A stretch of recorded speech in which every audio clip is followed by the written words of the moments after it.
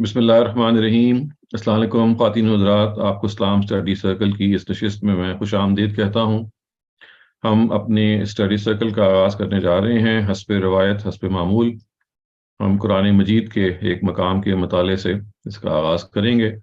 सबसे पहले जैसे कि मैंने अर्ज़ किया, ये जो वो मकाम है जो कुरान मजीद में अहले ईमान की सिफ़ात को बयान करता है, क्वालिटीज़ ऑफ अ मुस्लिम।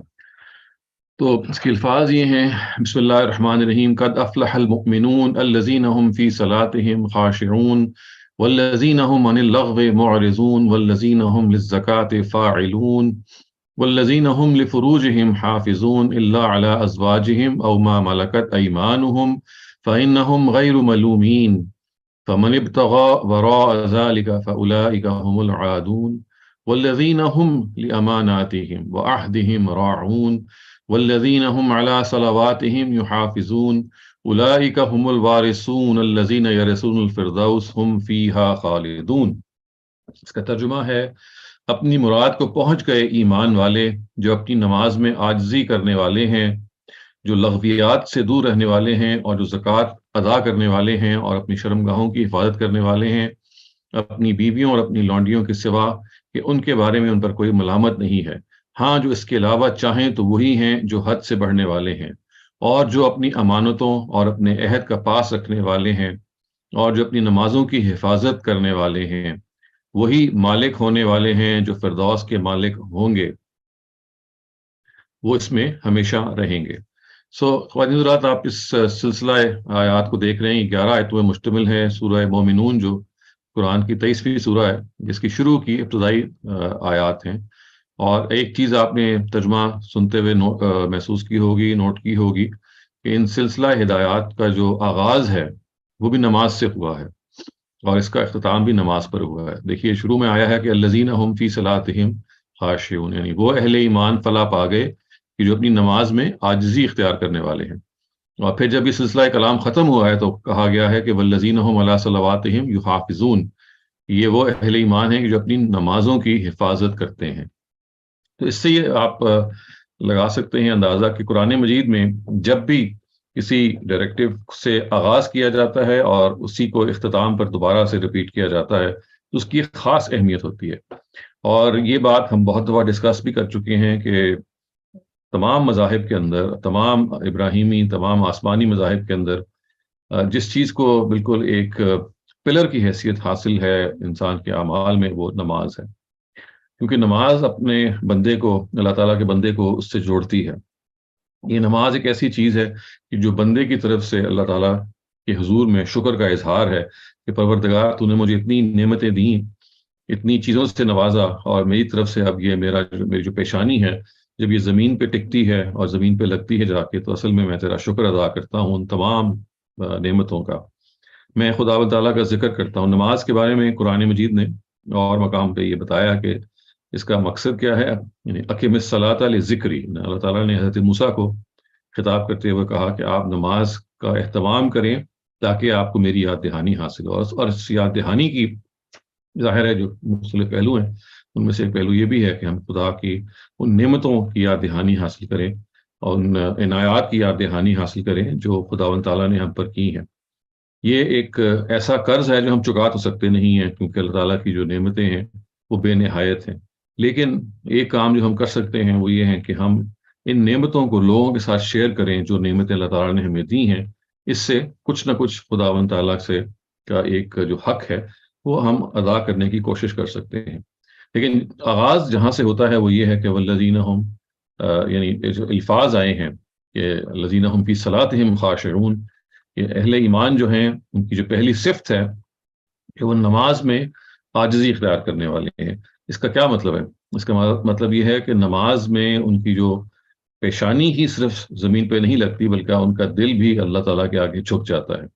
उस उनके दिल के अंदर भी खुदा की वही तड़प और वही ताल्लुक और वही याद होती है जो खारिज में नज़र आती है कि जब वो अपना जिस्म झुकाते हैं, अपने पहलू झुकाते हैं, या वो रुकू में जाते हैं। जो मुख्तलिफ जो नमाज के जो पोस्चर्स हैं, ये खुदावंद ताला के हुजूर एक ख़ास तरह की इबादत जो हम करते हैं अपने जिस्म से, उसका ये इजहार है। تو عاجزی کا مطلب یہ ہے کہ آپ اپنی اس نماز کے اندر آپ کو یہ محسوس ہو کہ آپ کا دل بھی جھک رہا ہے اس پریشانی کے ساتھ ساتھ جو واقعی جھک چکی ہے۔ اور دل جھکنے کا کیا مطلب ہے؟ دل جھکنے کا مطلب یہ ہے کہ آپ کا میلان اللہ تعالیٰ کی طرف ہے، آپ کا جو رخ ہے وہ خداوند تعالیٰ کی طرف ہے، آپ کی جو جسم کی جو ایک ایک پور ہے، جسم کا ایک ایک حصہ جو ہے وہ اس چیز کی طرف انڈیکیٹ کر رہا ہے کہ اگر جسم جھکا ہے اللہ کے آگے تو دل کو بھی، دماغ کو بھی اور اندرون کو بھی جھکنا چاہیے۔ تو اس چیز کو ان آیات نے نمایاں کیا اور یہ بتایا کہ والذین هم علی صلاتہم والذین هم فی صلاتہم خاشعون۔ اس کے بعد دیکھیے جو اگلی صف بیان کی ہے اہل ایمان کی، وہ کیا ہے؟ والذین هم عن اللغو معرضون، وہ لغویات سے دور رہنے والے ہیں، جو فضول چیزیں ہیں، انسان سے بہت ساری فضول چیزیں ہیں جو سرزد ہوتی رہتی ہیں۔ آپ بعض دفعہ گالم گلوچ میں بات گفتگو کر رہے ہوتے ہیں، بعض دفعہ آپ ایسی چیزوں میں وقت ضائع کر رہے ہوتے ہیں کہ جو بالکل ہی کسی بھی لحاظ سے پروڈکٹیو نہیں ہوتا۔ جو نان پروڈکٹیو چیزیں ہیں جن کو آپ لغویات کہہ سکتے ہیں اس زمن میں، ان کے بارے میں کہا گیا کہ اہل ایمان اس میں اپنا آپ کو ضائع نہیں کرتے۔ اور پھر فرمایا گیا کہ والذین هم للزکوٰۃ فاعلون، یہ اللہ تعالیٰ کے جو بندے ہیں جو فلاح پا گئے، یہ زکوٰۃ کے معاملے میں کبھی بھی اپنی ذمہ داری سے روگردانی نہیں کرتے، ان کی ذمہ داری کو کبھی بھولتی نہیں ہے۔ اور اس کا مطلب اصل میں یہ ہے کہ اللہ تعالیٰ نے ہمارے مال میں جو حق رکھا ہوا ہے سوسائٹی کا، اس کو اہل ایمان ادا کرنے میں برابر چوکنا رہتے ہیں۔ ان کو اس بات کی فکر ہوتی ہے کہ ہمارے مال میں جو اللہ تعالیٰ کا حق ہے، جو دراصل سوسائٹی کی طرف لوٹنا ہے، جو دراصل خداوند تعالیٰ کے ان بندوں کی طرف لوٹنا ہے، اس ریاست کی طرف لوٹنا ہے، ریاست کے ذریعے سے لوٹنا ہے ان بندوں کی طرف، کہ جس میں ایک اجتماعی سسٹم بنے گا، جس میں ریاست کے جو کارکردگان ہیں وہ بھی اس میں حصہ ڈالیں گے اپنا، اور اس کے ذریعے سے وہ اس ریاست کو چلائیں گے۔ اور اس کے ساتھ ساتھ ایک ایسا سسٹم بنے گا، ایسا نظام بنے گا ان زکوٰۃ کے پیسوں سے کہ جس کے نتیجے میں تمام جو بہبود کے کام ہیں وہ ہو سکیں گے، تمام وہ کام کی جو تمام جو رعایا ہے، جتنے بھی لوگ ہیں، سٹیزنز ہیں، ان کی ویلفیئر کی ضرورت ہے تو وہ سب ہو سکیں گے۔ تو یہ فرمایا کہ والذین هم للزکوٰۃ فاعلون۔ دیکھیے اس کے بعد پھر یہ کہا گیا کہ والذین هم لفروجهم حافظون الا علی ازواجهم او ما ملکت ایمانهم فانهم غیر ملومین فمن ابتغى وراء ذلك فاولئک هم العادون۔ یہ ایک ہی بات ہے۔ اور یہ بتایا گیا کہ وہ اپنی جو جسمانی جو ان کی ضرورت ہوتی ہے، ان کی جو جنسی ڈیزائر ہوتی ہے، اس کو وہ کنفائنڈ رکھتے ہیں اپنی بیویوں سے۔ اور چونکہ اس زمانے میں لونڈیاں موجود تھیں اور یہ ایک تدریج کے ساتھ اس کے خاتمے کی طرف قرآن مجید نے قدم بڑھایا، جس میں ہم بہت دفعہ گفتگو کر چکے ہیں، تو جب تک وہ ٹوٹلی ختم نہیں کر دیا گیا اس وقت تک لونڈیوں سے تعلق رکھنا جائز قرار دیا گیا اور آہستہ آہستہ اس کو ختم کر دیا گیا تھا۔ لیکن چونکہ وہ ایک انٹرم پیریڈ تھا، ایک ٹیمپرری پیریڈ تھا جس میں اس کو روا رکھا گیا تھا، تو یہ یہاں کہا گیا کہ وہ ان کے علاوہ اپنی جنسی تسکین کے لیے کسی اور کی طرف نہیں دیکھتے۔ اور ظاہر ہے کہ غلامی کا ادارہ جب ختم ہوا تو اس کے بعد صرف اور صرف یہ خواہش آپ صرف بیوی سے پوری کر سکتے ہیں، بیوی شوہر سے اور شوہر بیوی سے۔ آؤٹ سائڈ ویڈ لاک جو ہے اس کی کوئی گنجائش موجود نہیں ہے۔ تو یہ آیت دراصل ایکسٹرا میرٹل ریلیشنز کی طرف ہمارے پابندی کی طرف توجہ دلاتی ہے کہ ایک فیملی لائف کی کامیابی اسی پر ہے کہ فیملی کے اندر میاں اور بیوی کا جو تعلق ہے وہ اس میں ایک سینکٹیٹی رہے، اس کے اندر ایک تقدس رہے، اس کے اندر ایک دوسرے کا احترام رہے، اس کے اندر سنسیریٹی اور فیتھفلنس رہے، اور باہر کوئی نہ جھانکے اس تعلق کو توڑ کے۔ اور یہ کہا گیا فمن ابتغى وراء ذلك فاولئک هم العادون، کہ جو لوگ اس کے باہر دیکھتے ہیں، اس کے علاوہ اگر وہ جنسی تسکین کسی اور سے کرتے ہیں تو پھر فاولئک هم العادون، وہ پھر زیادتی کرنے والے ہیں۔ اور ایسے لوگوں کے بارے میں اللہ تعالیٰ جو ہیں وہ بہت سخت رویہ رکھیں گے۔ پھر یہ دیکھیں آگے یہ فرمایا گیا کہ والذین هم لاماناتهم وعهدهم راعون، یعنی جو امانتیں ہیں اور جو وہ لوگوں سے عہد باندھتے ہیں ان کو پورا کرتے ہیں۔ امانت ایک ایسی چیز ہے، ہمیں معلوم ہے خواتین حضرات کہ اگر آپ کے پاس کوئی ٹرسٹ رکھوایا جائے، you are interested with something, تو یہ ایک انسان کی ایک کردار پر اعتماد کر کے یہ چیز ہمیشہ اختیار کی جاتی ہے کہ اپنی ضرورت کی چیز اگر آپ نے کسی کے پاس امانت رکھوائی ہے کسی وجہ سے، تو اس میں کسی لحاظ سے بھی خیانت نہیں ہونی چاہیے۔ اور یہی کہا گیا یہاں پہ کہ جو اہل ایمان ہیں، جو فلاح پا گئے ہیں، وہ کبھی کسی کے مال میں خیانت نہیں کریں گے۔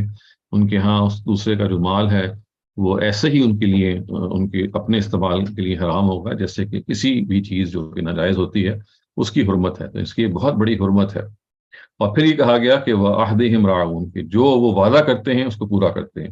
جو زبان سے وہ کہہ دیں تو سوائے اس کے کہ کوئی عذر ہو جائے جو کہ قابل فہم بھی ہو، کبھی بھی وہ زبان جب دیتے ہیں تو زبان سے پھرتے نہیں ہیں. اور یہ بہت بڑی کوالٹی ہے خواتین حضرات انسان کی، کہ آپ زبان دیں اور زبان پر جو بھی آپ نے عہد و پیمان باندھا ہے اس کو آپ پورا کریں. اپنی یا تو آپ وعدہ کریں نا اگر آپ پورا کرنے کی پوزیشن میں نہیں ہیں، لیکن اگر آپ نے وعدہ کر لیا ہے تو پھر یہ ضروری ہے کہ آپ اس کو پورا کرنے کی پوری کوشش کریں، الا یہ کہ کوئی ایسا عذر آپ کے سامنے آ جائے کہ جس کے بارے میں ہم یہ کہہ سکتے ہیں کہ جس سے آپ نے وعدہ کیا وہ خود بھی سمجھ جائے گا کہ یہ بہرحال ایک ایسا عذر تھا کہ جس کی وجہ سے اگر یہ پورا نہیں ہوا ہے تو یہ ایک جینوئن چیز تھی. پھر دیکھیے یہ آخر میں فرمایا گیا، وہی جو میں نے ایسے کہ عرض کیا کہ نماز سے ذکر شروع ہوا تھا اور نماز پہ ختم ہوا. پہلے کہا گیا تھا کہ وہ نماز میں عاجزی اختیار کرتے ہیں. یہاں یہ کہا گیا کہ وہ نماز کی نگہبانی کرتے ہیں، نماز کی حفاظت کرتے ہیں. اس کا کیا مطلب ہے؟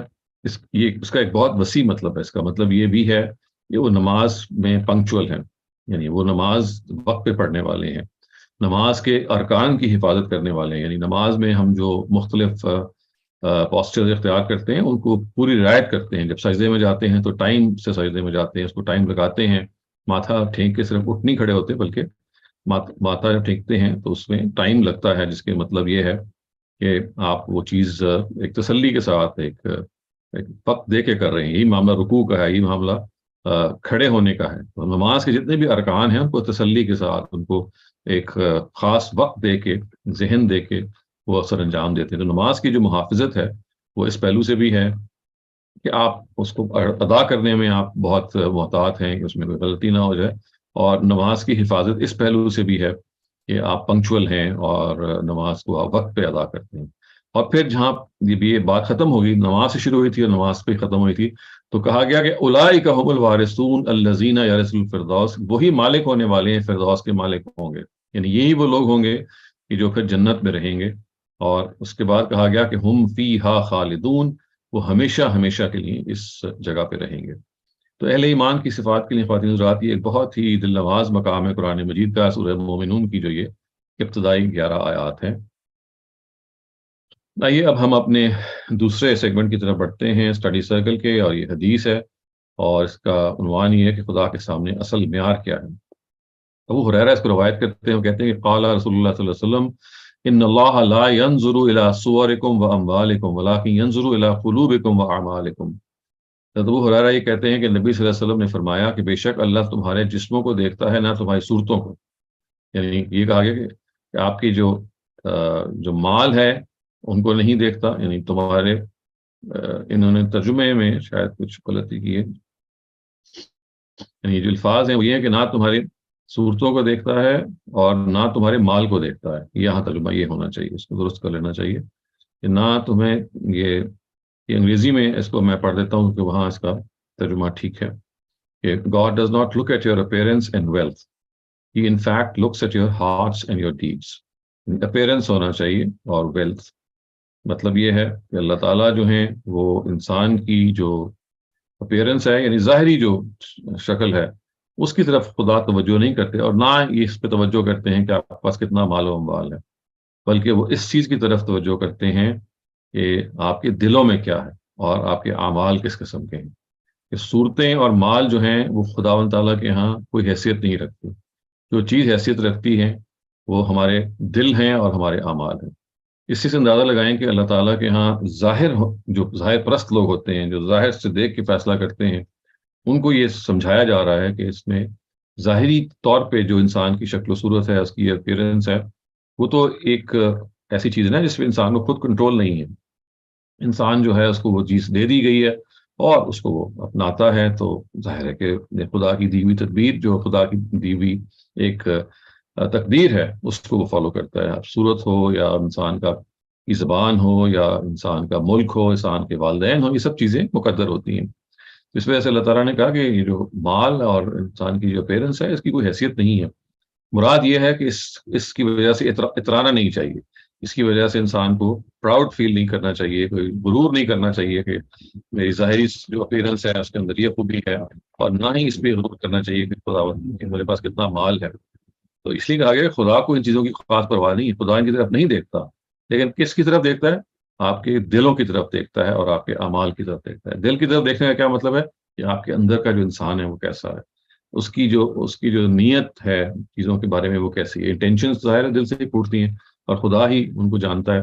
تو کہا گیا کہ خداوند تعالیٰ کی جو اصل جو نگاہ ہے وہ اس چیز پہ ہے کہ آپ کے دلوں کی نیت، آپ کے دل کا حال کیا ہے، آپ سوچتے کیسے ہیں، آپ کے خیالات کیسے ہیں، اور ان میں کتنی پاکیزگی ہے۔ اور اس کے نتیجے میں وہ جو دل کے اندر خیالات ہوتے ہیں، اگر اچھے خیالات ہوتے ہیں تو اس کے نتیجے میں اچھے اعمال بھی جنم لیتے ہیں۔ دوسری چیز خداوند تعالیٰ یہ کہتے ہیں کہ جو دل کی پاکیزگی ہے وہ ٹرانسلیٹ ہوتی ہے عمل کی پاکیزگی میں، تو اللہ تعالیٰ عمل کو بھی دیکھتے ہیں، اور یہ دونوں چیزیں انسان کے اختیار میں ہیں۔ یعنی اپیرنس اور مال انسان کے اختیار میں نہیں ہوتا، یہ بہت سارے فیکٹرز پر مبنی ہوتا ہے، اسی وجہ سے خدا کو اس کی خاص پرواہ بھی نہیں ہے۔ لیکن جس چیز کی پرواہ ہے وہ یہ ہے کہ جو کچھ آپ کے اختیار میں ہے، آپ سوچ کے جو آپ کے دل ہیں ان کی پاکیزگی پر آپ پہرا لگاتے ہیں تو یہ آپ کے اختیار میں ہے۔ آپ اچھا عمل کرتے ہیں یہ بھی آپ کے اختیار میں ہے، تو خدا ان کو دیکھتا ہے۔ اور یہ جب کہا گیا ہے خدا ان کو دیکھتا ہے تو دیکھیے اس کا مطلب کیا ہے؟ اس کا مطلب یہ ہے کہ ہم انسانوں کو بھی انہی کی طرف توجہ دینی چاہیے کہ اصل چیز ہمارے دل کی پاکیزگی ہے، اصل چیز ہمارے اعمال اور اچھے اعمال ہیں، نیکی ہیں، وہ بھلائیاں ہیں جو ہم کرتے ہیں، وہ خدمت خلق ہے، وہ لوگوں کے کام آنا ہے، وہ لوگوں کی کہ دکھ سکھ میں ان سے شریک ہونا ہے، ان کے درد کو بانٹنا ہے، اور ہمیشہ اللہ تعالیٰ کا شکر ادا کرنا ہے کہ خدا تعالیٰ تو نے جو کچھ ہمیں دیا ہے اس سے کہیں زیادہ ہے کہ جو کبھی ہم گھبرا کے ہی کہہ اٹھتے ہیں کہ ہمارے پاس فلاں چیز ہم سے چھن گئی ہے۔ سو خداوند تعالیٰ کی طرف سے جو اللہ تعالیٰ کے پیغمبر ہمیں یہ بتا رہے ہیں کہ ان کے یہاں اصل جو معیار ہے وہ آپ کے دل کی صفائی کا ہے اور آپ کے اعمال کی خوبی کا ہے۔ یہ ہے جو بندہ مومن کو ہمیشہ سامنے رکھنا چاہیے۔ اس کے بعد آئیے ہم اپنے اسٹڈی سرکل کے تیسرے سیگمنٹ کی طرف بڑھتے ہیں۔ اس میں ہم کتاب مقدس یا بائبل کا کچھ حصہ پڑھتے ہیں، اور آج جس حصے کو ہم پڑھنے جا رہے ہیں اس کا عنوان یہ بنایا گیا ہے کہ غرور کا انجام کیا ہوتا ہے۔ تو یہ لوکا کی انجیل ہے جو گاسپل آف لوک ہے، اور اس کے الفاظ یہ ہیں کہ کیونکہ جو کوئی اپنے آپ کو بڑا بنائے گا وہ چھوٹا کیا جائے گا، یعنی جو کچھ اپنے آپ کو بڑا بنائے گا وہ چھوٹا کیا جائے گا، اور جو اپنے آپ کو چھوٹا بنائے گا وہ بڑا کیا جائے گا۔ یعنی یہ حضرت مسیح کی وہ بے مثال زبان ہے، وہ لافانی جملے ہیں جو ان کے منہ سے نکلتے ہیں، اور یہ تو صرف ترجمہ ہے۔ ابھی آپ اندازہ لگائیے کہ یہ ترجمہ پڑھ کے ہی انسان کتنا محسوس کرتا ہے کہ کتنی بڑی حقیقت کی طرف انہوں نے توجہ دلائی۔ اصل زبان میں اگر وہ الفاظ ہمارے سامنے ہوتے اور ہم ان کو سمجھتے تو کتنی تاثیر اور ہوتی۔ یہ کہا گیا کہ جو اپنے آپ کو بڑا بنائے گا اس کو چھوٹا کر دیا جائے گا، یعنی اللہ تعالیٰ کے آگے جو یہ غرور کرے گا، جو اپنے آپ کو بہت سپیریئر سمجھے گا، تو خداوند تعالیٰ اس کو چھوٹا کر دیں گے، اس کو کٹ ٹو سائز کر دیں گے۔ جب ان کے سامنے حاضر ہوگا تو بتایا جائے گا کہ دیکھو تمہاری یہ حقیقت ہے، تمہاری یہ حیثیت ہے۔ اور پھر یہ کہا گیا کہ جو اپنے آپ کو چھوٹا رکھے گا، یعنی جو پہلے ہی اپنے آپ کو ہمبل رکھے گا، اس کو خداوند تعالیٰ بڑا کر دیں گے۔ تو یہ اللہ تعالیٰ کی جو میزان ہے، اللہ تعالیٰ کا جو ایک پورا سسٹم ہے، اس میں یہ سمجھایا جا رہا ہے کہ غرور کا کوئی مقام نہیں ہے، اور غرور کسی انسان کو زیبا نہیں ہے، غرور کسی انسان کو زیب نہیں دیتا، کیونکہ یہ ایسی چیز ہے کہ انسان اس میں اپنے آپ کو جو ہوتا ہے اس سے کہیں بڑا اپنے آپ کو بنانے کی کوشش کرتا ہے، جس کے نتیجے میں ہمیں یہ معلوم ہے کہ انسان کی جو اندرون ہے وہ کتنا زیادہ سیکریفائس ہوتا ہے، انسان کا جو اندرونی تزکیہ ہے وہ کتنا سیکریفائس ہوتا ہے۔ اصل میں جس چیز کو اللہ تعالیٰ چاہتے ہیں ہم ایکسیپٹ کریں وہ یہ ہے کہ ہمیں جیسے اللہ تعالیٰ نے بنایا ہے ہم اس کو ایکسیپٹ کر لیں۔ غرور جب انسان میں آتا ہے تو وہ یا تو اس وجہ سے آتا ہے کہ کوئی آپ کے پاس کسی چیز میں آپ کو اللہ تعالیٰ نے نوازا ہوتا ہے اور اس کا آپ غرور کرنے لگ پڑتے ہیں، اور پھر اس کے نتیجے میں انسان جو ہے اس کے پاؤں جو ہیں وہ زمین سے اٹھے رہتے ہیں، وہ انسانیت کو حقیر سمجھتا ہے، انسانوں کو حقیر سمجھتا ہے، اور یہ رویہ خداوند تعالیٰ کو بہت ناپسند ہے۔ ہم دوسروں کو اپنے سے کم تر سمجھیں اور اپنے آپ کو دوسروں سے پتھر سمجھیں۔ ہمیشہ یہ یاد رکھیے کہ انسانیت کی جو معراج ہے وہ عاجزی میں ہے، وہ ڈاؤن ٹو ارتھ ہونے میں ہے، وہ ہیوملٹی میں ہے۔ اگر ہم ہمبل رہیں گے تو یہ ہمارا اصل مقام ہے، کیونکہ ہیوملٹی جو ہے وہ آپ کو یہ بتاتی ہے کہ آپ ایک مخلوق ہیں، آپ خدا کے پیدا کردہ ہیں، آپ سے غلطیاں سرزد ہوتی ہیں، اور اپنے آپ کو اگر آپ بڑا سمجھائیں گے یا بڑا بنیں گے یا دوسروں کی نگاہوں میں اپنے آپ کو بڑا بن کے پیش کریں گے تو یہ ایک دھوکہ ہے، ایک فراڈ ہے جو آپ لوگوں سے کر رہے ہیں. اس لیے کہ جو انسان کی حقیقت ہوتی ہے اس کو اس کے ساتھ ہی رہنا چاہیے. جب وہ حقیقت کو چھپاتا ہے یا غرور میں آ کے کسی ایسے پہلو کو جو خدا و تعالیٰ نے اس کو دیا ہے، مال ہو سکتی ہے، عزت ہو سکتی ہے، دولت ہو سکتی ہے، شہرت ہو سکتی ہے، اپیرنس ہو سکتی ہے، اگر اس پہ وہ اپنے آپ کو سمجھنا شروع کر دے کہ وہ بہت بڑا ہے، اس کی بڑی کوتاہی ہے. کیونکہ یہ سب چیزیں اس کے اپنے کسب سے اس کو نہیں ملی، اس نے خود حاصل نہیں کی، تو خدا کی دین ہے. تو غرور کس بات کا؟ یعنی وہ چیزیں جو خدا آپ سے کو دیتا ہے اس پہ اگر آپ غرور کریں گے تو یہ تو کسی بھی لحاظ سے انسان کے لیے زیبا نہیں ہے.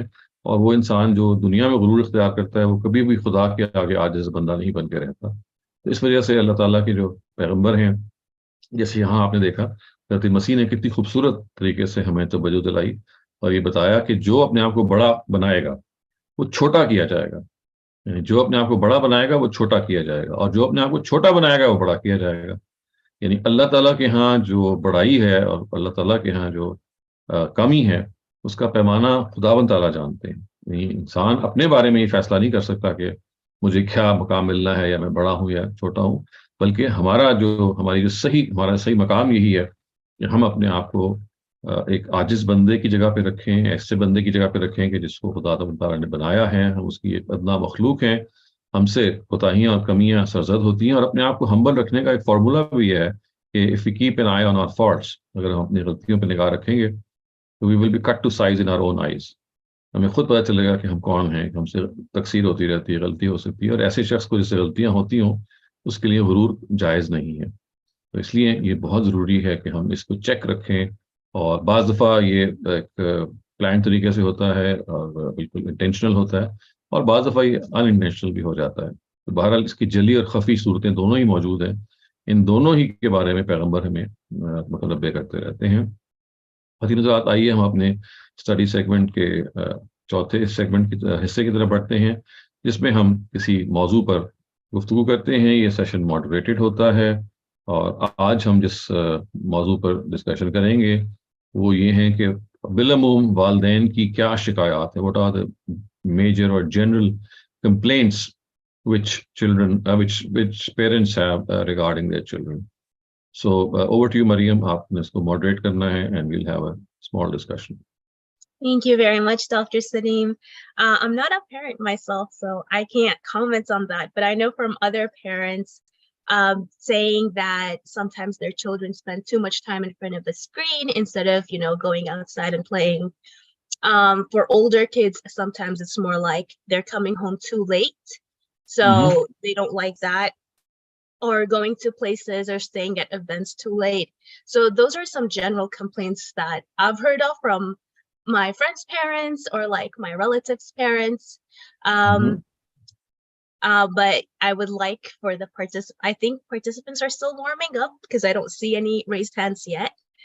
So could you elaborate what kind of complaints are you seeking after? Are they more religious or more on terms of, general complaints? I mean, all sorts of complaints I am referring to. I mean, they could be religious, they could be social, they could be in any way. They can fall under any category. Lekin before actually we start off, ایک چیز میں point out یہ کرنا چاہتا ہوں کہ complaints can be genuine, complaints can be non-genuine. But the thing is, before making these complaints, parents have to realize that at times these complaints are the result of their own wrong attitude. Yani at times restrictions which are, cultural, at times which are needless, simply because they have been raised in a way themselves. They want to impose the same restrictions on their children, which of course is not to be, because times have changed, things have changed.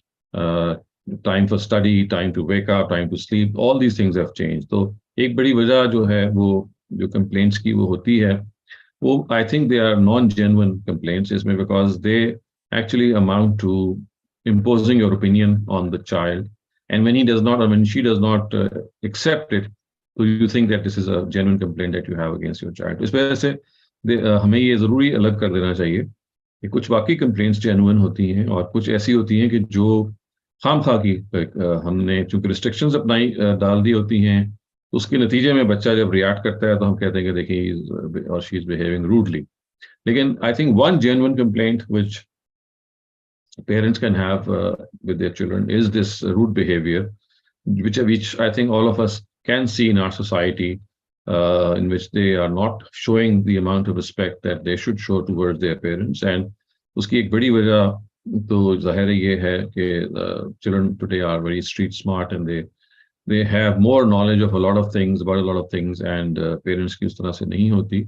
लेकिन वो the way they speak to their parents is something which needs to be improved. यानी अगर आपको अपने parents से शिकायत करनी है, अगर आपने इनको समझाना है या बताना है या इख्तलाफ करना है, तो there is always a method to differ with your parents. So I think one of the major areas which I would like to point out is teaching our children कि how do we express our difference of opinion. क्योंकि when we express this difference of opinion in a harsh way, in a rude way, in a way that is unbecoming of us, तो फिर तो जाहिर है आप parents को तो महसूस होगा. तो एक चीज ये है कि आप इज्जत के साथ, यानी ये it's not that you need to accept everything that your parents tell you. Yes, but it is essential that if you when you differ with your parents, it has to be in a way that is congruous to their stature, to the respect that they should have in our minds. क्योंकि देखिए parents की जो sacrifices हैं वो don't need to be iterated here. We all know. So the respect they should have is one in which we have to be in a situation ke, I always say this ke, our stance can be firm without our words being harsh. Our stance can be firm without our words being harsh. So I think this is one of the things that we have to teach our children. आप अपने मौक़िफ़ को बेशक में मजबूत रहें, अपने मौक़िफ़ पे अड़े रहें, लेकिन ये कभी ना करें कि अपने पेरेंट्स से बदतमीजी के साथ या इस तरह से पेश आएं कि जिससे उनकी इज्जत पर हर्फ आए. तो I think this is one area that I would like two point out. Thank you, Dr. Salim. That was a wonderful quote. I'm going to keep that in mind. Saif Farouk, you're up next. Please go ahead. अस्सलाम वालेकुम जी. सैफ बात कर रहा हूँ. खैरियत से आप sir? Sir okay. Basically एक मेरा दो बेटे हैं, जैसे एक 6 years old, the other is 9 years old. जो 9 years old है वो उसकी पेरेंटिंग जो है ना वो काफी चैलेंजिंग है. मैं कुछ शेयर करना चाह रहा हूँ, जस्ट एडवाइस भी सीख कर रहा हूँ. मैं माशाल्लाह ही इज टैलेंटेड और वो सारे स्कूल में टीचर्स कहते हैं ही इज फाइन. लेकिन क्या मसला है, एक तो मसला है कि जैसे अब कोई पढ़ाई के लिए बिठाना है, कुछ करना है, तो मतलब you can't just order him कि भाई बस अब बैठ जाओ, कल एग्जाम है या ये टेस्ट की प्रिपरेशन करनी है. अब वो एक तो ऑर्डर चलाना शदीद मुश्किल है. हालांकि मैं काफी यानी कि इस बारे में पढ़ा भी है, आपकी मैंने बल्कि मेरे पास वो भी है पेरेंटिंग के ऊपर जो बुक है, वो भी मैंने काफी उससे चीजें अडॉप्ट भी की हैं. लेकिन स्टिल एक तो ये चैलेंज है बहुत बड़ा जो. और दूसरी बात ये है कि अगर कहीं गलती से कोई डिसरिस्पेक्ट कर दी उसकी, यानी कि वो डांट दिया, जो कि अगेन नहीं करना चाहिए, लेकिन कभी बहुत ही उसने लाइंस क्रॉस कर ली और डांट दिया कहीं उसको अपने भले in front of her mother and brother या गलती से किसी के सामने, तो बहुत ज्यादा ही गेट्स यानी कि फिर बहुत ज्यादा टेंट्रम शो करता है. अब ये दो ऐसे इश्यूज हैं. अभी इत्तेफाक से अभी ये मसला फेस करते थे आजकल, और अभी टॉपिक ज्वाइन किया तो पेरेंटिंग से रिलेटेड था, तो जस्ट मैंने कहा मैं शेयर करूं अपने थॉट्स और मजीद को एडवाइस कुछ सीख करूं. तो बस ये मैंने कहा जस्ट शेयर करूं. इस पे दो चीजें हैं जो बड़ी इंपॉर्टेंट है. एक तो जब आप अगेन जैसे कहना कि करेक्शन करना है या किसी की इस्लाह करना है, this is an art. I think it's a skill that we need to learn. इसकी जो हायरार्की कह लीजिए, इसके जो प्रोटोकॉल्स हैं वो ये हैं. उसमें से एक अहम प्रोटोकॉल है वो ये कि it has to be done no one should be present when just the boy और द गर्ल जिसको आप समझाना चाह रहे हैं अलहदगी में होना चाहिए. क्योंकि देखिए हर एक की ना एक सेल्फ एस्टीम होती है, इज्जत होती है. तो when you start discussing things in front of other people, तो this is not just with children, it could happen with anyone. हम में से हर एक जो है वो नहीं पसंद करेगा कि अगर 1-to-1 नहीं है तो हम लोगों के सामने वो बात करें. तो एक तो I think this is very important.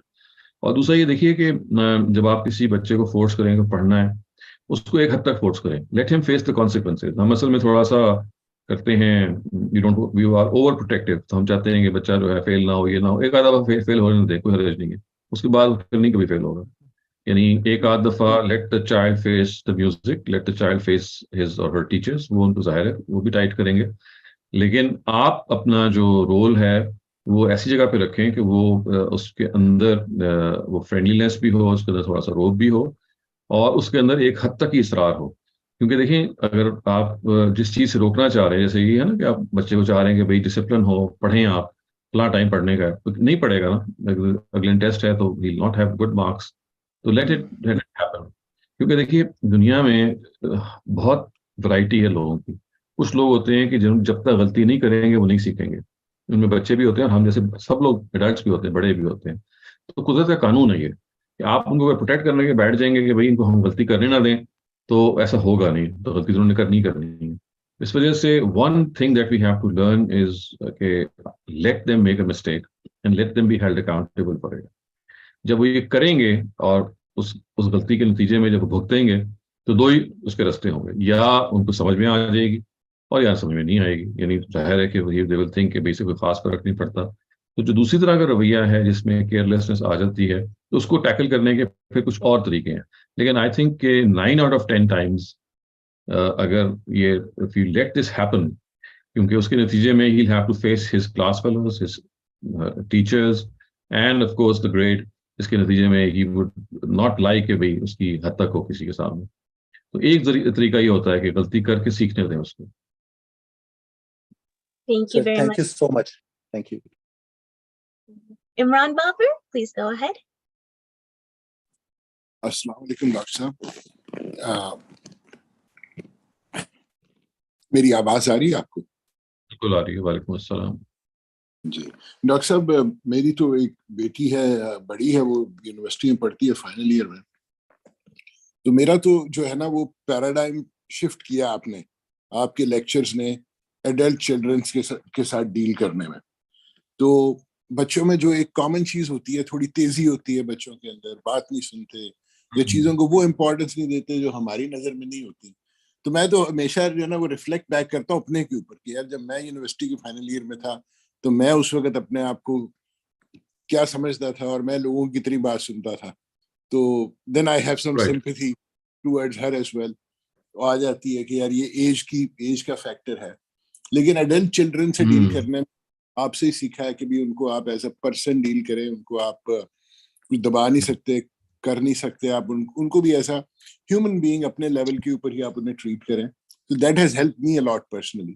اور باقی جو آپ نے کہا کہ بھی 900 چوہے کھا کے آپ ادھر پہنچے، انہیں بھی 2-4 کھا لینے، تو جب وہ کھائیں تو اس کو بھی آپ اگنور کریں، ٹالریٹ کریں. سو آئی تھنک میرا تو بہت زیادہ پیراڈائم جو ہے نا وہ شفٹ ہوا آپ کے لیکچرز جو ہم نے اٹینڈ کیے تھے پیرنٹنگ پر.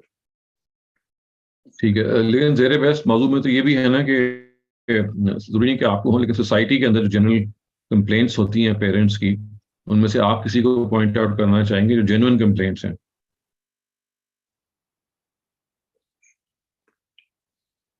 ڈاکٹر صاحب فی الحال تو میرے ذہن میں کوئی نہیں، اس وقت نہیں آ رہی. ٹھیک ہے، کوئی مسئلہ نہیں. In chat, we have a discussion point from Dr. Yassine. He says, place, person, and time are the main components of any relationship, and that's also true for parenting. What to do, where, and with whom, and at what time. If we study these 3, then we can navigate any relationship. He would like your guidance, please. بالکل ٹھیک ہے. These are the principles کے place. What was the third one? Place and the place, person, and time. Time. Okay.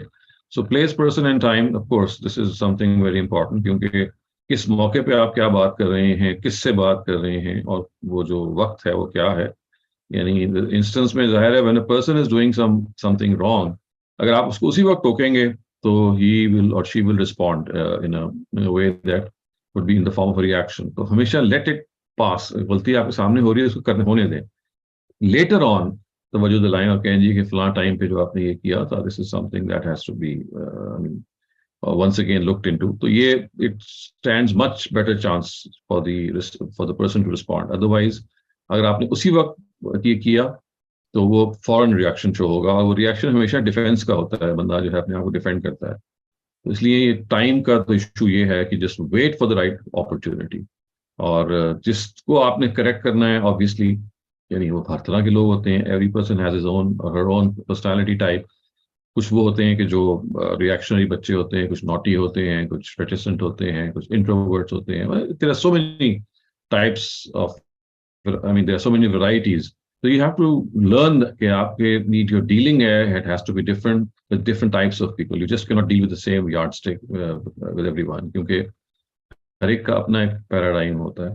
تو اس میں you have to study that. اور سب سے بڑی بات یہ کہ wait for the opportune moment. یعنی جو پلیس کا ساتھ ہے نا کہ آپ کا موقع کیا ہے.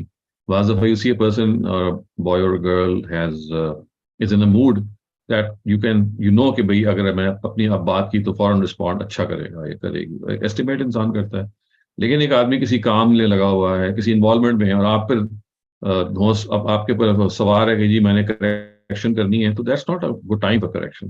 سو یہ چیزیں تجربے سے، ٹرائل اینڈ ایرر سے انسان لرن کرتا ہے کہ کس طرح سے یہ سب چیزیں کی جائیں. لیکن ابو آل وی ہیو ٹو، جیسے میں نے شروع میں کہا نا کہ کمپلینٹس جو ہیں، جو پیرنٹس کی کمپلینٹس ہیں، کیونکہ ہمارا آج کا موضوع وہ ہے، ان میں سے بہت ساری وہ کمپلینٹس ہوتی ہیں کہ جو انریزنیبل ہوتی ہیں. میرا خیال میں وہ اس لیے ہوتی ہیں کہ آپ کی ایکسپیکٹیشنز اپنے بچوں سے صحیح نہیں ہوتی ہیں. یعنی آپ کے بچے نے اگر آپ کی بات نہیں مانی تو آپ کہیں گے یہ بدتمیز ہے یا یہ ڈس اوبیڈینٹ ہے. ڈس اوبیڈینس ایک کمپلینٹ ہے ہمارے پیرنٹس کی جنرل. اور میں شاید یہ بہت دفعہ ان فورم سے یہ بتا چکا ہوں کہ پورا قرآن مجید اس سے خالی ہے کہ کہیں بھی کہا گیا ہو کہ آپ نے اپنے پیرنٹس کو اوبے کرنا ہے. This is not single place in the Quran. ہر جگہ کہا گیا کہ وبالوالدین احسانا، you have to treat them with kindness.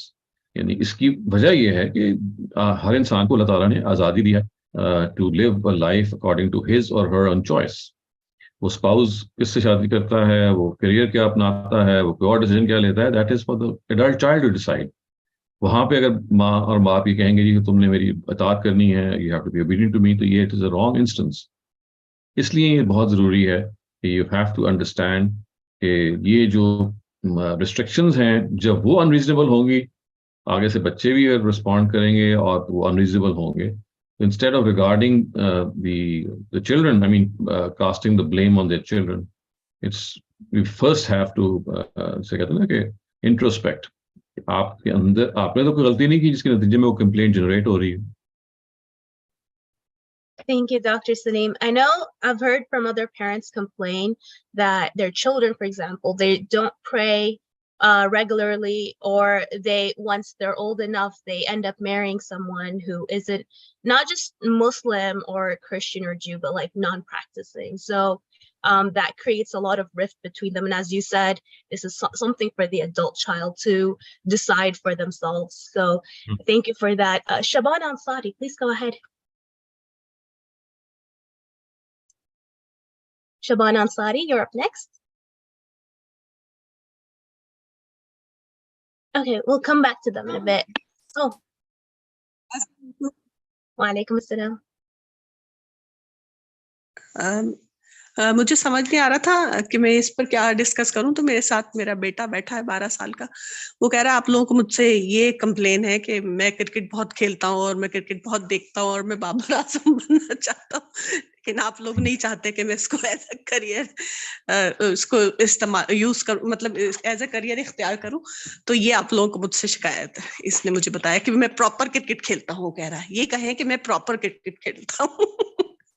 ہاں تو دیکھیں یہ جو اس کے اندر جو پنہا بات ہے نا وہ یہ ہے کہ ماں باپ کو یہ چاہیے کہ بچوں کا جو پیشن ہے، بچوں کی جو شوق اور ان کی جو ہابیز ہیں، ان میں وہ ان کو فیسیلیٹیٹ کریں، ان کو ہیلپ آؤٹ کریں.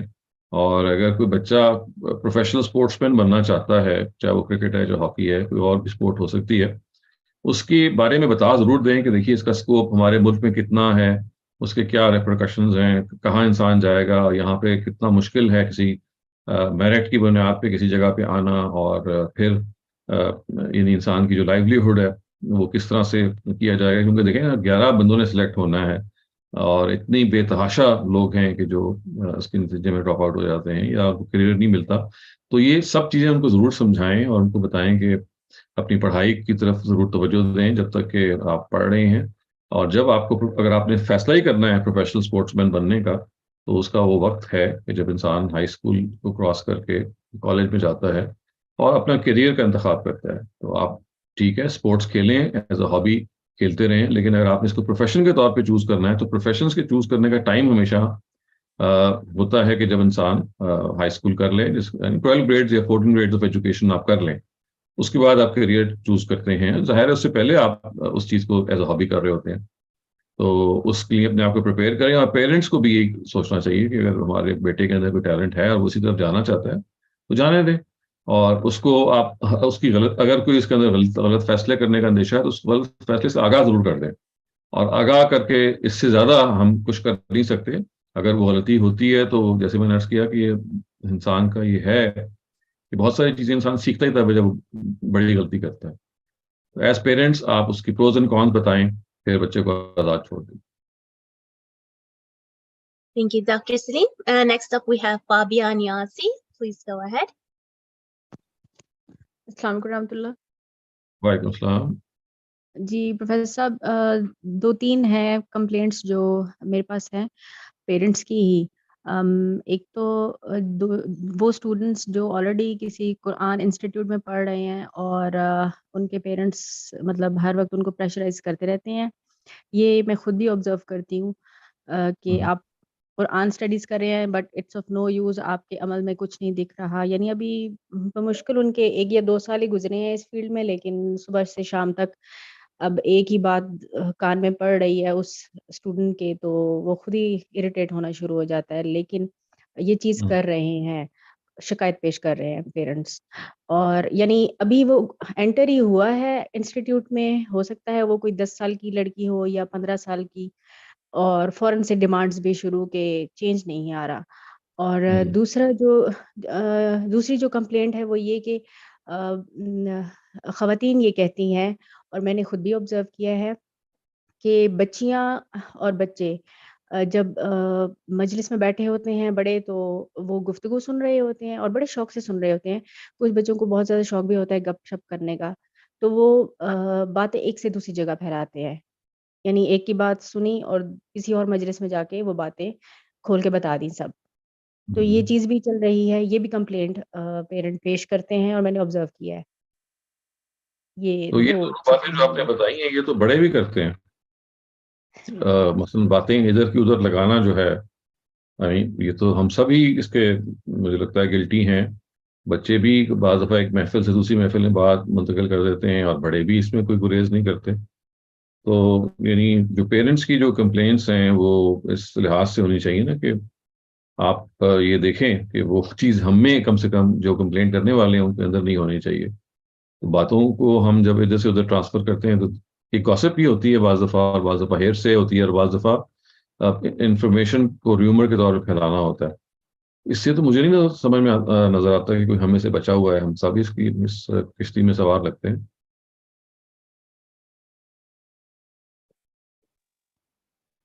Thank you, G Dr. ٹھیک ہے, لیکن اس میں تھوڑا اگر مشورہ دے دیں کہ ایسے بچے کو کس طرح ان چیزوں سے روکا جائے یا تلقین کی جائے.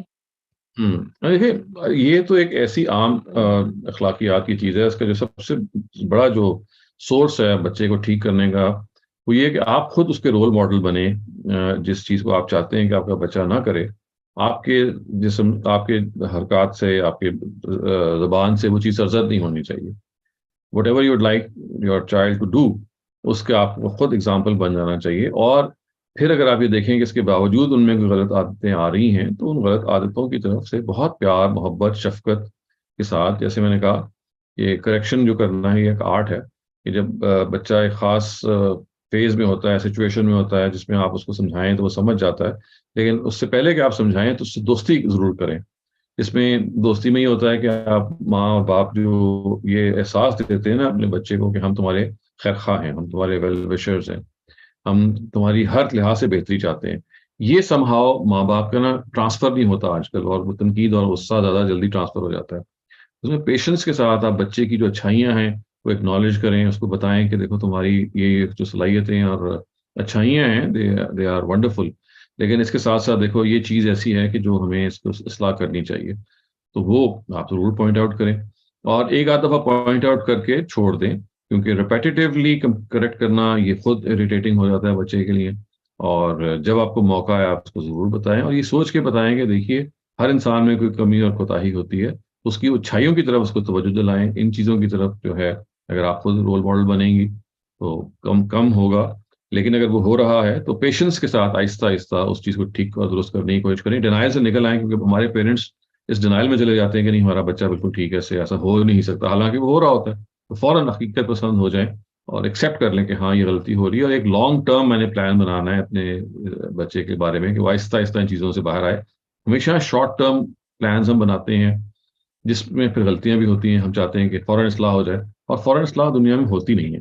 تو یہ سب چیزیں ہیں کہ جن کو پیش نظر رکھ کے ہی پلان کرنا چاہیے. Thank you, Dr. Salim. We're running short on the discussion time because we also have Q&A, so I would request the remaining participants to, can make their points more concise. Noreen Naveed, please go ahead. السلام علیکم سر. وعلیکم السلام. کیسے ہیں آپ سر؟ الحمدللہ. سر میرے 12 years کی چائلڈ ہے, وہ سیم یہی کنڈیشن ہے کہ وہ جو ہے فٹ بال کے بہت زیادہ لور ہیں, اور سر وہ مطلب ایکسیسو جو ہے نا فزیکل ایکٹیو ہیں. تو میں بالکل آپ نے صحیح کہا کہ ٹائم دینے سے یہ چیزیں ٹھیک ہو جاتی ہیں. میں پچھلے سال بہت پریشان تھی سر. وہ کیا کرتے تھے کہ جو ہے نا روم کے اندر نا ساری چیزیں بس سائڈ میں کر دیں اور بس فٹ بال کھیلنی ہے, تو وہ میرے لیے بہت ہیپیزٹ ہو جاتا تھا. تو نا پھر میں نے جو ہے نا ایک سائیکالوجسٹ کا پیرنٹنگ میں دیکھا تھا, تو انہوں نے بتایا تھا کہ یہ بچے جو ہوتے ہیں نا, ان کے اندر جو ہائپر ایکٹیو بچے ہوتے ہیں, ان کے اندر نا جیسے اب یہ 2022 چل رہا ہے نا, تو اٹ مینس کہ ان کے اندر 2050 کی انرجی ہے. ہم سکون کی حالت میں ہوتے ہیں کیونکہ ہم اپنی انرجی یوٹیلائز کر چکے ہوتے ہیں, بٹ ان کے اندر جو نا پوٹینشیل جو ہوتی ہے وہ آگے کی ہوتی ہے. تو اس سے پہلے تک تو جب میں نے یہ بات نہیں سنی تھی تب تک تو مجھے بہت غصہ آتا تھا, میں بہت ان کو مطلب میں پریشان تھی. لیکن جب میں نے یہ بات سنی نا تو مجھے سمجھ آیا کہ یہ آگے کا بچہ ہے نا, تو اس لیے جو ہے اس طرح کا بیہیویئر کر. لیکن وہ ڈیورنگ 1 ایئر میں نے سمجھاتے اب وہ یہ کرتے ہیں کہ جب ہم انہیں گراؤنڈ میں لے کے جاتے ہیں وہاں کھیلتے ہیں, لیکن وہ بھی میسی کے بہت زیادہ فین ہے اور مطلب فٹ بال میں جانا ہے. اچھی بات ہے. دیکھیں میسی بھی اب ریٹائر ہو گئے ہیں, تو آہستہ آہستہ بچوں کے اندر بھی ایکسیپٹنس آ جائے گی. لیکن آپ یہ بالکل ٹھیک کرتی ہیں کہ پیشنس کے ساتھ ان کو یہ دیکھیں ایڈولسنس کی جو ایج ہوتی ہے 12-13 سال کی عمر میں, یہ ہر بچہ اور بچی ایکسپیرینس کرتے ہیں. ایک خاص ایکسٹرا انرجی آ جاتی ہے, ریبیلیس ایٹیٹیوڈ ہو جاتا ہے, بات نہ ماننے کی طرف رجحان ہوتا ہے, ایک ہارمونل فنکشن ہے جو اس موقع پہ ایکٹیویٹ ہو جاتا ہے. تو اس وجہ سے یہ ایک بایولوجیکل کنڈیشن ہے. تو اس کے اندر یہ ساری چیزیں آپ توقع ہم کر سکتے ہیں بچوں سے ہونی ہے. اس موقع پہ ضرور بہت ضرورت ہے اس کی کہ آپ پیشنس دکھائیں اور یہ سوچ لیں کہ بھئی یہ کچھ عرصے تک آپ کو یہ have to put up with this. لیکن اگر آپ نے غصہ نہیں کیا, ان کو صحیح طریقے سے ان کے ساتھ ایک دوستی کا رویہ اختیار کیا, جو میں دیکھتا ہوں بہت مسنگ ہے. یعنی ہمارے پیرنٹس کے درمیان اور بچوں کے درمیان جو اتنا بڑا کمیونیکیشن گیپ آ گیا ہوا ہے, جس کے نتیجے میں روزمرہ کی گفتگو نہیں ہوتی, کچھ آئیے کہ ہم دوستی کی بات کریں.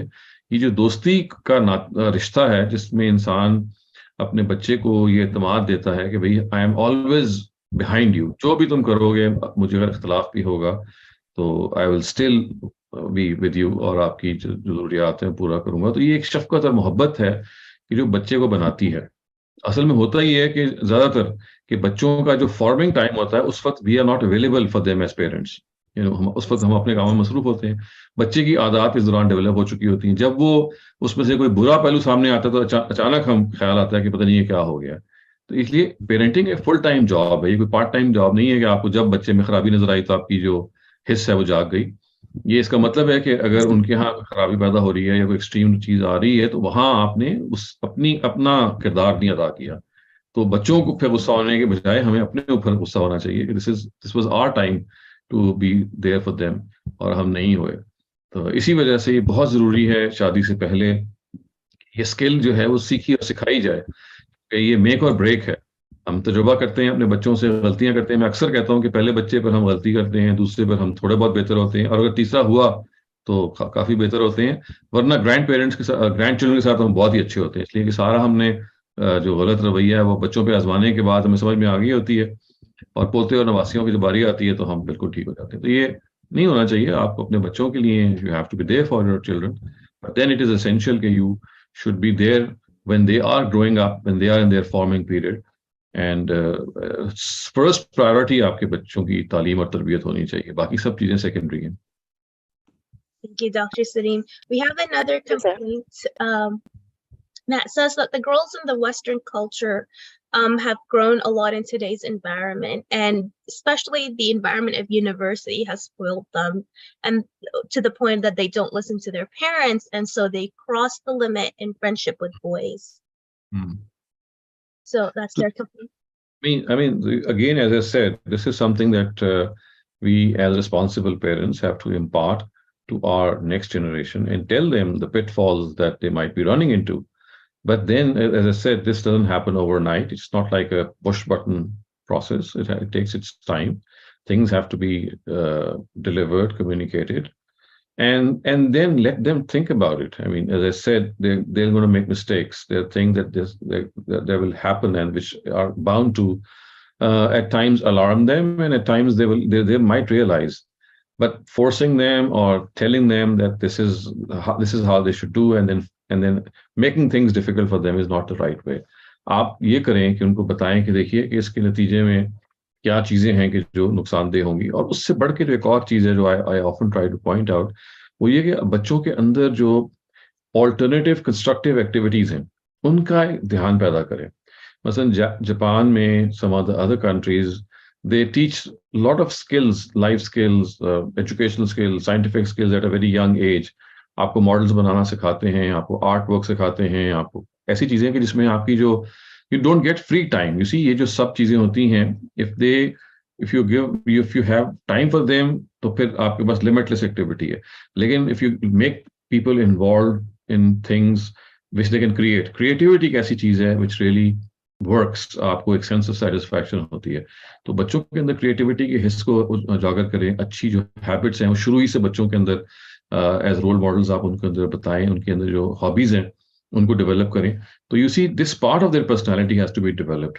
تو یہ ایک خاص ایج میں جا کے اپوزٹ جینڈر کے بارے میں اللہ تعالیٰ نے رکھا ہوا ہے. دس اٹریکشن از گاڈ کریٹڈ، وہ تو ہونی ہے.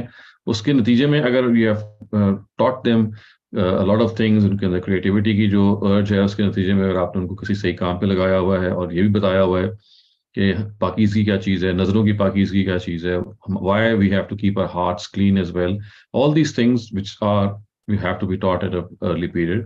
تو وہ کام نہیں ہوگا. لیکن as I said کہ we are absent parents. تو when we are absent parents تو پھر جب we suddenly see something happening، لڑکے لڑکی کے درمیان دوستی ہو گئی ہے، they are hanging out alone, and then suddenly we realize that something has gone wrong. I think that's slightly late. تو اس طرح کے معاملے میں تو پھر again you have to make a long term strategy. آرام سے دوستی کریں، ان کو بتائیں، ان کو پٹ اکراس کریں کہ اس کے کیا ہارمز ہو سکتے ہیں، ان کی کیا چیزیں ہیں that they have to look out. کیا انسان کی ریپوٹیشن ہوتی ہے، کیا ریپیوٹ ہے جو سفر کر سکتی ہے، اور کیا وہ ایکٹیویٹیز ہیں. تو ایسی یہ it comes with a package. تو زیادہ تر معاملہ یہ ہوتا ہے کہ when things seem to get out of hand that we suddenly realize کہ یار یہ میں کیا کر بیٹھا ہوں. So that is too late actually. تو responsible parents وہ ہوتے ہیں کہ جو فارمنگ ایج میں ان سب چیزوں کے بارے میں کر چکے ہوتے ہیں، اور اس کے باوجود بھی اگر یہ ہو جائے تو you have done your job. I mean, as parents you have done what was required of you. اس کے بعد if something happens تو اس کی ذمہ داری پھر آپ پہ ہے نہیں. اس کی ذمہ داری آپ کے بیٹے یا بیٹی پہ ہے جو بڑی ہو چکی ہے، اور they are individual. I mean, they are individuals in their own right. وہ ایک independent human beings ہیں. Let them take a decision. We are no one to stop them. Thank you, Dr. Salim. We'll take 2 more discussion points real quickly and then move over to the Q&A. Dr. Sahil Anwar, please go ahead. Dr. Salim, thank you. Bahut shukriya. Once again, enlightening talk or some beautiful quotes. Parents کی complaints کے بارے میں جو ہے میرا خیال میں it's a two-edged swords. ہم لوگ جیسا کہ آپ نے کہا اپنے بچوں کے بہت زیادہ اوور پوزیسو ہوتے ہیں. میری نظر میں اس کی 2 وجہ ہیں. ایک تو ہمارا کلچر، پولیٹیکل اور اکنامک سچویشن ایسی ہے کہ ہمارے ملک میں بچوں کو، بڑوں کو، کسی کو بھی اسٹیٹ کی طرف سے پروٹیکشن نہیں ہوتی ہے. ہم 999 ڈال کر کے پولیس کو نہیں بلا سکتے. ہم سوشل سروسز کو فون نہیں کر سکتے, ہم ہاؤسنگ اتھارٹی کو یہ فون کر کے نہیں کہہ سکتے کہ میرے پاس گھر نہیں ہے مجھے گھر دے دو, یا ہم چائلڈ بینیفٹ کو فون کر کے نہیں کہہ سکتے کہ میرے بچے کے لیے مجھے ایکسٹرا پیسے دے دو. تو ساری ذمہ داری ایڈلٹس پہ یا پیرنٹیج میں کے سلسلے میں ماں باپ کے اوپر ہوتی ہے. ماں باپ کی فل رسپانسبلٹی ہوتی ہے کہ بچوں کی ہر طریقے سے پروٹیکشن کریں, کیونکہ اسٹیٹ میں اور کوئی پروٹیکشن ہوتی ہی نہیں ہے. خاص طور پہ لڑکیوں کے سلسلے میں ہماری سوسائٹی ایسی ہے, لڑکیاں ولنریبل ہیں وہاں پر کیونکہ سیکیورٹی نہیں ہے. تو ہم اتنے اوور پوزیسو ہو جاتے ہیں اپنے بچوں کے کہ یہ جنریشن در جنریشن ہماری گھٹی میں یہ بات پڑ جاتی ہے. We just can't help it. دوسری بات یہ ہے کہ قرآن اور مذہب کی کچھ آیتوں کی غلط انٹرپریٹیشن کی وجہ سے ہم یہ سمجھنے لگتے ہیں کہ ہم اپنے بچوں کے مالک ہیں. We truly think that we own our children. We don't own our children. ہمارے بچے ہماری وساست سے, ہماری فزیکیلٹی کی وجہ سے دنیا میں آتے ہیں. ہمارا کام یہ ہوتا ہے کہ 10 سے 15 سال تک ان کی فزیکل پروٹیکشن کریں. آگ سے بچہ آگ میں ہاتھ ڈال رہا ہے تو اس کو بچائیں, ان کو نورش کریں اور ان کو مورل ویلیو سکھائیں. That's our job. ہم اپنے بچوں کے مالک نہیں ہیں, مالک سب کا ایک ہی ہے, وہ اللہ ہے. ہم اپنے, لیکن ہم چونکہ اتنے اوور پوزیسو ہوتے ہیں کہ ہم پھر بچوں سمجھنے یہ لگتے ہیں کہ بچوں کی زندگی پہ ہمارا حق ہے, یہ وہی کریں جو ہم نے کہا ہے کلچرلی بھی اور ریلیجس طریقے, دونوں باتیں غلط ہیں. اس کا نتیجہ یہ ہوتا ہے کہ آپ ہمارے معاشرے میں دیکھیں گے مائیں بچوں کو 4-5 سال کا بچہ 6 سال کا بچہ آپ دعوتوں میں جائیں, مائیں نوالے توڑ کے ان کے منہ میں ڈال رہی ہوتی ہے بچوں کے منہ میں. ٹھیک ہے, 20 سال کا آدمی بیٹھا ہوتا ہے جس کو آپ اپنا بچہ سمجھ رہے ہوتے ہیں, چاچا ماموں کے درمیان, وہ اپنی اوپینین اگر دینے کی کوشش کرے تو ہم جھاڑ کے اس کو چپ کرا دیتے ہیں کہ تم کیوں بول رہے ہو, تمہارے سامنے اتنے بڑے بیٹھے ہوئے, تمہیں سمجھ نہیں آ رہی کہ بڑوں کے آگے بولنا نہیں چاہیے. تو اوبیڈینس کے نام پہ ہم ان کی مینٹالٹی کو انسلیو کرتے ہیں کیونکہ ہم سمجھتے ہیں کہ بھی اون دیں. اس سے ہوتا یہ ہے کہ ہو سکتا ہے کہ ہم ان کو مار کے ڈاکٹر بنا دیں, انجینئر بنا دیں, لیکن ان کا سیلف اسٹیم اور سیلف پرائڈ جو ہوتا ہے نا, وہ ان کا تباہ ہو جاتا ہے. ان کو عادت ہی نہیں رہتی کہ کس طریقے سے میں نے کھڑے ہو کے کانفیڈنس سے کیسے بات کرنی ہے. اب ہمارے جتنے بھی یہ گروپس ہیں, ہمارے فورمس ہیں, ان میں دیکھیں لوگ ایک دوسرے کو کانفرنٹ نہیں کر پاتے. اگر مجھے آپ کی بات بری لگے گی تو میرے میں اتنی ہمت ہی نہیں ہوگی کہ میں تمیز سے بھی آپ سے کہہ سکوں doctor Saleem I disagree with you. میں یہ کروں گا کہ میں رائٹ لیفٹ اینڈ سینٹر جا کے کال زرین ڈالنا شروع کر دوں گا, یا ادھر ادھر کی باتیں آپ سے شروع کر دوں گا آپ پہ یہ جتلانے کے لیے کہ آئی ڈس ایگری ود یو. میرے میں اتنی ہمت نہیں ہوگی کہ میں ڈائریکٹلی کہہ سکوں. ایک تو میرے میں, کیونکہ میرے ماں باپ نے مجھے بچپن سے سکھایا ہوا ہے کہ you can not disagree with anybody, you can not express your opinion without being discourteous. اتنی ہمت ہی نہیں ہے. اور دوسری بات یہ کہ چونکہ ہم خود کسی کو کوئی بات نہیں کہہ سکتے, اس لیے ہم آن دا سیم ٹوکن آفینس بھی بڑی تیزی سے لیتے ہیں. اگر آپ مجھ سے ڈس ایگری کریں گے تو میں فوراً آفینس لے لوں گا کہ ڈاکٹر سلیم تو میری پرسنالٹی پہ اٹیک کر رہے ہیں. تو یہ is just a vicious circle. It all starts from our severe desire to own our children. جیسا کہ آپ نے کہا, جو بچے کے ٹریٹس 8 سال تک سیٹ ہو جاتے ہیں, 8 سال تک اس کی پرسنالٹی سیٹ ہو جاتی ہے. یہ بات ہمیں سمجھ میں نہیں آتی. We just have to teach them what's right or wrong, and then we should just let them go. Let them do what they want to do. ہم چاہتے ہیں کہ 50 سال کا بھی ہو تو میری مرضی سے شادی کرے. You know, so I think the culture and the teaching has to change. Otherwise ہماری society, میں moral degradation کی بات نہیں کر رہا ہوں, میں mental degradation کی بات کر رہا ہوں. We just not are the same people. ہمارا self esteem اور ہمارا pride جو ہے مذہب کے نام پہ اور کلچر کے نام پہ اس کو کچل دیا گیا. We have been, destroyed. I think that's what my views are. بالکل ٹھیک ہے. دیکھیں, this actually reinforces the point کہ بہت ساری کمپلینٹس جو پیرنٹس کی ہوتی ہیں وہ انفاؤنڈیڈ ہوتی ہیں, اس لیے کہ وہ کمپلینٹس کی بنیاد وہ خود ہوتے ہیں. یعنی لاٹ آف تھنگز ہم جو کمپلین کر رہے ہوتے ہیں, ہم یہ نہیں سوچ رہے ہوتے کہ وہ ہماری ناروا ریسٹرکشنز ہیں یا ہماری یعنی جیسے کہتے ہیں نا کہ illogical پیرنٹنگ کی بعض ٹیکنیکس ہیں. اس کے نتیجے میں جب شکایت پیدا ہوتی ہے تو ہم کہتے ہیں کہ دیکھیں ہمارے بچے اس طرح کے ہیں. آئی تھنک اسی وجہ سے جو کمپلینٹس کے بارے میں we have to have some genuine complaint, which means کہ it lies actually with the children and it's not linked to our own behavior. But these are all things that have to be really thought over because we are fast losing our generation. Thank you, Dr. Ali. Thank you. Finally, Athar Khan, please go ahead and then we'll move over to the Q&A. جی السلام علیکم doctor صاحب.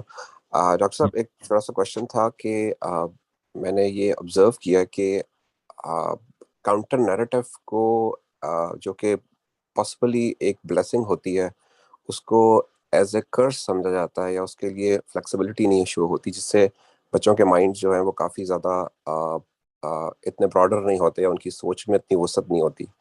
تو اس کے لیے آپ کے خیال میں کیا ایسے میجرنگ اسکیلز لینے چاہیے ایٹ بوتھ اینڈس کہ ہم لوگ اپنے بچوں کو کاؤنٹر نیریٹو کو ڈیل کرنا یا امبریس کرنا بھی سکھائیں؟ دیکھیے ڈپینڈس کہ what you exactly mean by counter narrative, لیکن کاؤنٹر نیریٹو سے اگر آپ کی مراد یہ ہے کہ جو آلٹرنیٹیو ویوز ہیں ریگارڈنگ پیرنٹنگ، یا یوں سمجھ لیں گے جو کنونشنل ویو آف پیرنٹنگ کے مقابلے میں جو میرے خیال میں جو صحیح ویو ہے، تو وہ تو جیسے میں نے عرض کیا نا کہ آپ کو you have to be a model for that as a parent, you have to profess that calibre جس چیز کی جس کو آپ کاؤنٹر نیریٹو کے طور پہ کہتے ہیں. It has to come out of your own personality, کیونکہ بچے نے آپ کو پہلے فالو کرنا ہے. اور دوسرا یہ کہ اس کے اندر یہ جو ساری چیزیں ہیں کہ جس میں realising the fact that times have change, culture has change, آپ نے بچے کے اندر شعور ڈیولپ کرنا ہے، اس کے اندر کی شخصیت کو ابھارنا ہے، نہ کہ زبردستی اپنی جو ڈیزائر ہے یا اپنی خواہش کو اس پہ تھوپنا ہے. یہ چیز ہے. یا جیسے ابھی ہم نے پہلے بات کی کہ بعض مذہبی چیزوں کو ہم بچوں سے چاہتے ہیں کہ وہ فوراً کرنا شروع ہو جائے. تو یہ اصل میں جب تک ہم اس کاؤنٹر نیریٹو پیرنٹنگ کو نہیں سمجھ لیتے کہ parenting is not about forcing your opinion, یا not about asking children to do what you like or what you think is correct، بلکہ it is like empowering them، ان کو اس کا شعور دینا کہ وہ خود فیصلے کر سکیں. یہ چیز ہے. جی میں اسی اسپیکٹ سے بات کر رہا تھا ڈاکٹر صاحب، سوری ٹو کٹ یو، کہ جو ہم سوچ رہے ہیں وہ ضروری نہیں ہے ٹھیک ہو. تو یہ چیز پیرنٹس، کیونکہ جس سے میں نے دیکھا ہے وہ پیرنٹس بہت زیادہ لیک کرتے ہیں. پاکستان میں بھی میں پچھلے دنوں ایک پروگرام دیکھ رہا تھا، تو اس میں ایک 6 سال کا بچہ، I don't want to name the political جماعت، لیکن وہ کہہ رہا ہے کہ ناموس رسالت پہ تو ہم سر تن سجدہ and all of this and it comes from basically from the parents. اور وہ یہ سکھا دیتے ہیں کہ جی اس سے ادھر نہ ادھر کوئی اور بات نہیں ہے، جو ہم نے بتا دیا یا سوچ لیا وہی ٹھیک ہے. تو اس میں پیرنٹس کیا ایسا کریں اسپیشلی کہ اس کی روٹ کازز تو پرابلی شاید وہ ایجوکیشن سے ہی ہے رائٹ فرام بگننگ، لیکن کس طرح سے اس چیز کی اویئرنیس دلائی جائے at smaller and bigger level? آپ کو یو ہیو ٹو مانیٹر کہ آپ کا بچہ کہاں جا رہا ہے، کس سے انفلوئنس ہو رہا ہے، اور کیا اس کے ذہن میں خیالات پیدا ہو رہے ہیں، اور اس کو ڈسکشن موڈ میں لانا. یعنی بچہ اگر کسی سے برین واش بھی ہوتا ہے تو اس کے لیے ظاہر ہے کہ کوئی نہ کوئی موقع ہوتا ہے جو پیدا ہو جاتا ہے، لیکن اس موقع پہ زبردستی کرنا یا اس کے لیے کوئی کاؤنٹر طریقہ اختیار کرنا کہ اس پہ امبارگو لگا دینا، اس کے بجائے بچے کو اس بات پہ آہستہ آہستہ کنونس کرنا کہ آپ کو دونوں طرف کی جو استدلال ہے اس کو دیکھنا ہے. آبویسلی یہ ایک تھوڑی سی ایڈوانس چیز ہے، لیکن اس میں جو نرمی اور حلم ہے نا اور برداشت، یہ ہے کی رول. کیونکہ اگر بچہ کسی ایک طرف سے برین واش ہو رہا ہے تو وہ تو ایک پروسیس ہے جس میں چل رہا ہے، آپ نے اس کے ساتھ چلنا ہے، اس میں اس کو آہستہ آہستہ سپورٹ دینی ہے کہ دیکھو میں آپ کے ساتھ ہوں کچھ چیزوں، تاکہ ان کو یہ محسوس ہو کہ میرا جو پیرنٹ ہے وہ میرا سب سے بڑا ویل وشر ہے. جس دن آپ کے بچے کو یہ احساس ہو گیا کہ آپ کا جو ہمارا جو پیرنٹ ہے، میرا جو پیرنٹ ہے، he is my biggest well wisher and my biggest friend and someone who really wants to look after me, تو اس وقت وہ آپ جب اس سے وہ بات کریں گے تو بات میں وزن ہوگا. لیکن اصل میں ہوتا یہی ہے کہ ہم جب یہ دیکھ رہے ہوتے ہیں کہ بچہ کسی ایک طرف جا رہا ہے، برین واش ہو رہا ہے، تو بھی ہم زبردستی کرنے کی کوشش کرتے ہیں. ہمارے سامنے چونکہ نظر آ رہا ہوتا ہے کہ بھائی بہت جلدی وہ کسی کھڈ میں نہ گر جائے، تو we try to forcibly stop ہم. تو اس لیے اس میں patience of course is the name of the game. And secondly جو جیسے جیسے بچے کے اندر شعور آ جائے، اس کو یہ سمجھانا اور یہ بتانا کہ دیکھیے دنیا میں جب کوئی بات ہو رہی ہوتی ہے تو اس کے پیچھے استدلال ہوتا ہے، اور استدلال ہی سے انسان کو چلنا چاہیے. تو ان چیزوں میں مطلب depending upon the personality of the child and the situation at hand, obviously precise tips تو نہیں دیے جا سکتے because they vary from child to child according to the information, لیکن جنرلی یہی ہے کہ it has to be patiently done, it has to be done in a very friendly manner, it has to be done in a way that you don't provoke your child in a way کہ وہ react کرنا شروع کر دے. ایک بڑی catch-22 والی situation ہوتی ہے. آپ جتنا وزڈم اور حکمت سے اس کو ٹیکل کر سکتے ہیں اتنا ہی اس کی ضرورت ہے. ادروائز ایز اے سیٹ کہ ذرا سی زبردستی کرنے سے you might lose your child. Right. Thank you. Thank you. Moving over to the Q&A, our first question asks, What is the difference between opinion and allegation? So they give an example. If a person gives a if they generate an opinion on the basis of their life's experience, for example, a person says that in a government institution, people don't work compared to private sectors. Is this an allegation or an opinion? And do they have to prove it in front of God or not, as this is the case? In this case, their intention is not to accuse someone. Again, it's nothing, rocket science to nahi hai. Opinion is opinion. I mean, allegation is an allegation. Opinion का मतलब है you're just expressing a view. Allegation का मतलब आप इल्जाम लगा रहे हैं किसी पे, and you're blaming someone for something. So it has to have some context. फर्ज कीजिए जो गवर्नमेंट ऑफिस की आपने मिसाल दी है कि people don't work, या इसके अंदर ये है. This could be an opinion if you are just giving it in front of people in a situation जहाँ पे आपकी अपनी observation involved है. और अगर आपको किसी ने कहा है कि भाई you have to prove what you have opined or what your opinion is, तो please prove your allegation. तो फिर ये opinion एक allegation बन जाता है और you need to prove it also. तो ये मौका महल, it is context, background, occasion, उससे ही बनता है. Opinion is just something which it is generated out of your observation. And allegation is the next step कि you अगर आप उसको seriously कोई आदमी contest करे या आप खुद करें या कोई दूसरा करे, तो फिर आपसे कहा जाता है कि your opinion is now an allegation that you are making and now you have to come up with the proof. तो opinion जो है वो इस्तदलाल पर based होता है, ज़्यादातर होना चाहिए. I mean, it could be based out of emotions also, but generally they are based on reasoning. लेकिन allegations जो हैं they need proof for their fulfillment or for their materialization. तो ये मैं लूसी आपको बता रहा हूँ generally, लेकिन as I said, these are words which are used and they can have different connotations in different backgrounds with different occasions. Thank you, Dr. Salim. Our next question asks, so they give a scenario: mother to child, Beta, help me clean out the room. The child ignores her and continues to play on mobile phone. Is this a case of disobedience, which is not in the Qur'an, or is this the case of the child not giving respect or care to his mother, which is, as the participant understands, mandated by the Qur'an? And they ask because there seems to be a fine line between disobedience and disrespect. वो देखें, I have already explained that disobedience is nowhere mentioned in the Quran. या आपने अपनी parents की बात माननी है हर हाल में, जो उनका ओपिनियन है, ये तो असल में एक ऐसी चीज है कि जिसमें I mean it's a situational thing. यानी I think when a boy or a girl is deeply engaged in some activity, तो उसको ये कहना कि तुम कमरा साफ करो, आओ ये मेरे साथ काम करो, I think ये खुद हिकमत और विजडम के खिलाफ है. When you know that someone is already deep into something and it'll be difficult to bring that child out of that activity, तो अगर आप कुछ कहेंगे तो it'll just be not heard in the first place. तो ये इसको इस तरह से नहीं देखना चाहिए कि भाई ये disobedience है या ये it's just a right that the child has. इसको ये देखना चाहिए कि ये नौबत आई क्यों है. I mean, why has this situation reached that you are asking a child to do something and he or she is not responding? आपको देखना चाहिए कि बच्चा जब किसी एक्टिविटी में इन्वॉल्व है तो उसको ये कहना नहीं चाहिए.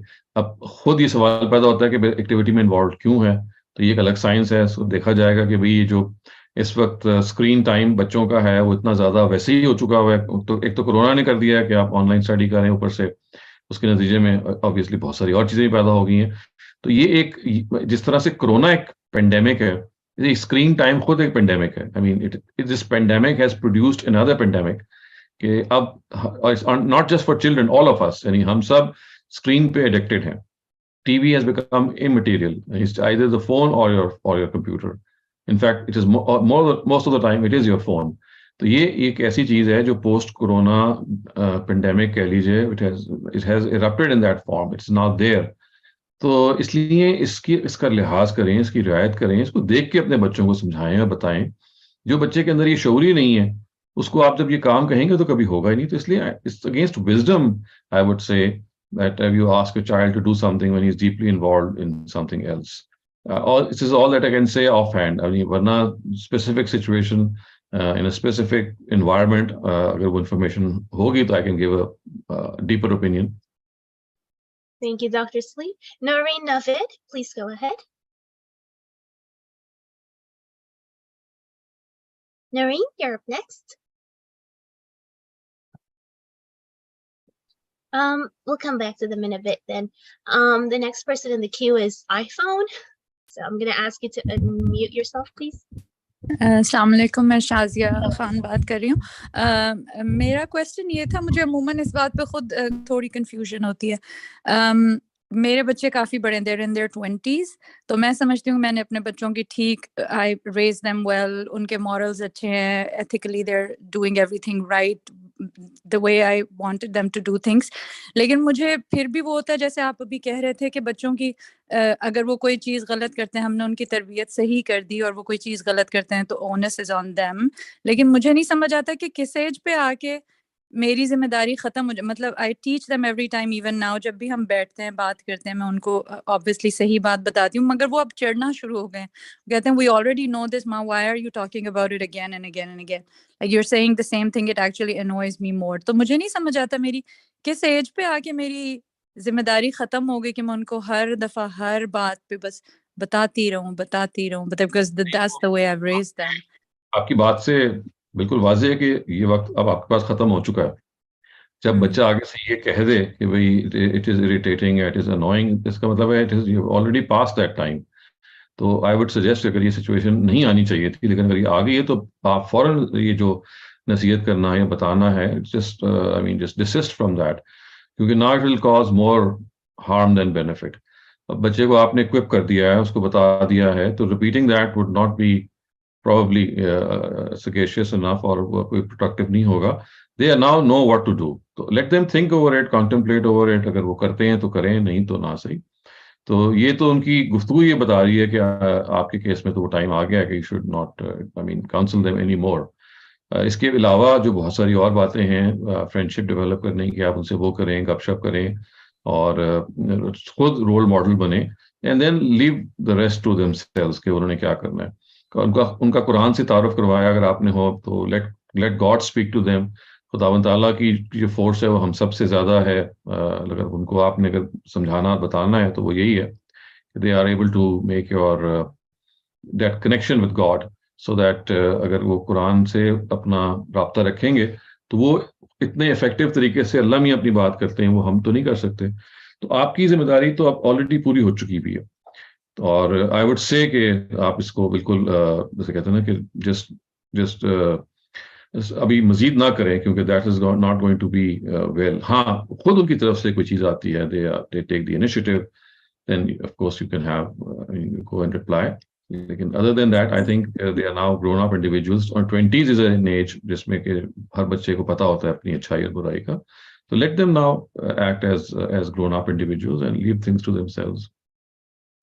Thank you, Islam. Athar Khan, you're up next. Please go ahead. Ji doctor साहब, एक क्वेश्चन था और regarding the qualities of the Muslim, जो टॉपिक भी था आज. मेरी कुरान से कुछ आयतों पे मैंने कुछ चीज़ ड्रॉ की है, आप मुझे गाइड कर दें कि ये इसमें कोई इम्प्रूवमेंट की ज़रूरत है या किसी और वे. कि वो जो आयत है, वमन लम यहकुम बिमा उनज़िला अलैका हुमुल फासिकून हुमुल ज़ालिमून और हुमुल काफिरून, उसमें मैंने ये पूछा था कि जो मैं समझ पाया हूँ वो ऐसे कि वो लोग जो अपनी ज़िंदगी के फैसले उस चीज़ से नहीं करते जो उन पे नाजिल करता है, वही तो हैं जो काफिर हैं, फासिक हैं और जालिम हैं. विच मीन्स कि अगर हम कुरान मजीद पढ़ भी लें, उसको समझ भी लें, उस पर गौर व फिक्र भी कर लें, उसको मेमोराइज भी कर लें, हम उस वक़्त तक मुसलमान नहीं होते जब तक कि हम वहाँ से अपनी ज़िंदगी के फैसले नहीं करते. और अगर हम नहीं कर रहे तो हम वो उसी कैटेगरी में फॉल कर रहे हैं, जालिम, काफिर और फासिक की. Is that true? देखिए, पहली बात तो ये सूरह माइदा में जहाँ पे आई है ना, वो मल्लम यहकुम बिमा अंज़लल्लाहु फउलाइका हुमुल फासिकून, फिर काफिरून और जालिमून, ये हर जगह पे इंदल्लाह है. फासिकूना इंदल्लाह, काफिरून इंदल्लाह, जालिमून इंदल्लाह. इसका मतलब है कि अल्लाह की निगाह में वो ये हैं और वो ये हैं और वो ये हैं. ये बंदों के हवाले से वहाँ जो कॉन्टेक्स्ट है वो नहीं है. यानी हम ये नहीं कह सकते कि अगर फर्ज कीजिए किसी आदमी को हम देखें कि वो अल्लाह ताला की किताब के मुताबिक फैसला नहीं कर रहा, तो हम कहना शुरू कर देंगे तुम तो फासिक हो या काफिर हो या जालिम हो. नहीं, ये अथॉरिटी अल्लाह के पास है. तो ये हर जगह पे ये मुकद्दर है कि ये अल्लाह ताला के ऐसे लोग के जो वाकई ये काम करते हैं, क्योंकि उनके वाकई करने का इल्म भी खुदाई को होता है. मैं वाकई नहीं कह सकता कि फलां आदमी अगर कोई बात कर रहा है तो हो सकता है वो गलती से कर रहा, हो सकता है उसने सही समझा ना हो. यहाँ मुराद ये कि वो जानते बूझते अगर ये काम कर रहे हैं कि उनको अल्लाह ताला के हुक्म का सही पता है, اور پھر بھی اس کی روگردانی کر رہے ہیں تو پھر اللہ کی نگاہ میں وہ کافر یا فاسق ہیں. تو یہ اس آیت کا سٹریس ہے. تو اس سے جو اللہ کی نگاہ میں ہے وہ تو ظاہری بات ہے وہ یہی ہے نا کہ وہ لوگوں کے لیے بھی وہی امپلیمنٹڈ. اور یہ میں for our own personal accountability کے لحاظ سے بات کر رہا ہوں, ناٹ فار دا ادرس, کہ ہم لوگوں کو سمجھنا شروع کر دیں فار آور اون سیلف کہ اگر ہم اس چیز سے فیصلے نہیں کر رہے اپنی زندگی کے تو ہم بھی اسی کیٹیگری میں فال کرتے ہیں. بالکل ایسے ہی ہے. اگر ہم جانتے بوجھتے اللہ تعالیٰ کو مانتے ہوئے ہم یہ کہتے ہیں, جیسے آپ دیکھیں نا, اس کی آپ کو میں مثال دوں کہ ہمیں پتہ ہے کہ اللہ تعالیٰ نے میراث کا ایک قانون ہے جو نازل کیا ہے, اور ہم اس کے بعد ہم یہ کہیں کہ جی ہمیں تو اس سے کوئی سروکار نہیں ہے, مرنے کے بعد میں نے تو اپنے فلاں بچے کو اتنا دینا ہے اور فلاں میں ول کر رہا ہوں. تو جو قرآن کا بتایا ہوا قانون میراث ہے, ہم کہتے ہیں جی کہ would not like to go, I don't like that, I don't believe. ہاں کئی اور وجوہات ہو سکتی ہیں. مثلا ایک آدمی تعویل کی جگہ پہ پڑ جاتا ہے. کچھ لوگ کہتے ہیں جی کہ یہ لا اس زمانے کے لیے تھا, اب it does not hold good, ہمیں اب یہ شیئرس کو ریوائز کر لینا چاہیے. تو اب یہاں انٹرپریٹیشن کی غلطی آ گئی ہے. لیکن ایک آدمی اگر یہ سمجھتا ہے کہ ہاں اللہ تعالیٰ کا قانون تو بالکل ٹھیک ہے لیکن اب مجھے نہیں اس کے مطابق فیصلہ کرنا, یہاں ہے جو یہ کافرون ظالمون کی جو بعید آئی ہے.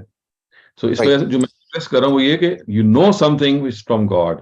آپ کو یہ نہیں کر رہے اس کو انٹرپریٹ کرتے ہوئے, جیسے میں نے کہا نا کہ بعض لوگ بعض دفعہ ایک ری انٹرپریٹ کر رہے ہوتے ہیں, تو وہاں یہ ظلم ہونا نہیں زیر بحث ہے.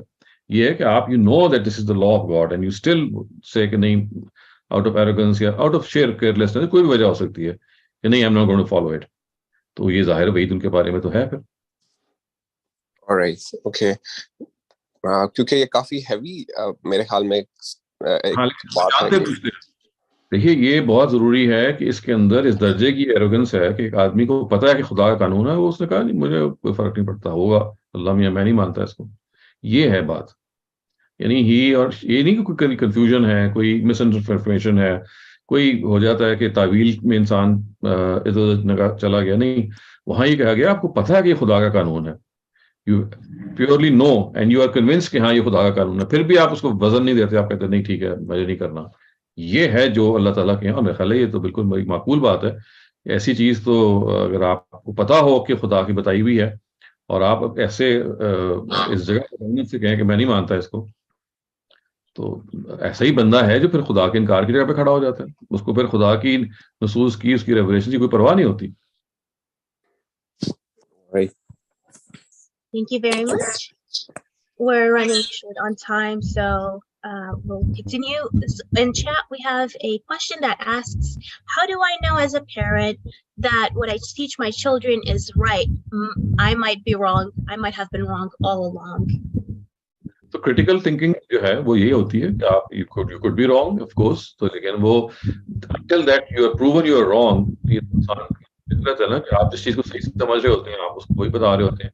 So until you're proven you're wrong, you continue with that, and as soon as you get to know that you're wrong, so immediately revise. لیکن ایسا ہوتا کم ہے. یعنی یہ یا تو جیسے کہتے ہیں نا کہ بائی ڈیفالٹ آپ کو کوئی چیز ایسی بتا دی گئی ہوتی ہے آپ کے اپنے پیرنٹس کی وجہ سے یا کوئی ٹریڈیشن کی وجہ سے آپ غلطی کر رہے ہوتے ہیں.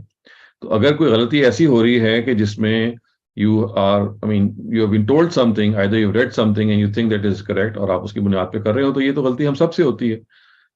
لیکن جان بوجھ کے غلطی کرنا یا اس کو توجہ نہ دینا, یعنی you're not paying enough attention and not giving enough time to your children, تو یہ تو this is where things اللہ تعالیٰ کے یہاں وہ چیک میں آ جاتی ہیں. یہ بات کہ آپ کو نہیں پتا کہ کیا چیز صحیح ہے, یہ تو ہم سب سے غلطی ہو سکتی ہے. لیکن if you are a seeker of the truth, if you try کہ جو میں اپنے بچوں کو بتانا چاہ رہا ہوں, چاہ رہی ہوں, it should conform to the standards of what is right. انسان he or she makes reasonably sure کہ بھائی میں اس سے پہلے کہ انسٹرکٹ کروں I should verify certain things. تو ویریفیکیشن کا پروسیس بھی کرنا چاہیے. اس کے باوجود بھی غلطی ہو جاتی ہے. اگر ہو جائے تو as soon as you realize you should make amends for it. تو یہ تو ہیومن ایرر کی پاسبلٹی بھی ہوتی ہے اور یہ ہیومن لائف کا یہ پروسیجر بھی ہے. لیکن to be well equipped as a parent is something that you should start in the first place with. یعنی don't start as a raw parent, start as a prepared parent. Thank you for that, Dr. Salim. Adil Qureshi, please go ahead.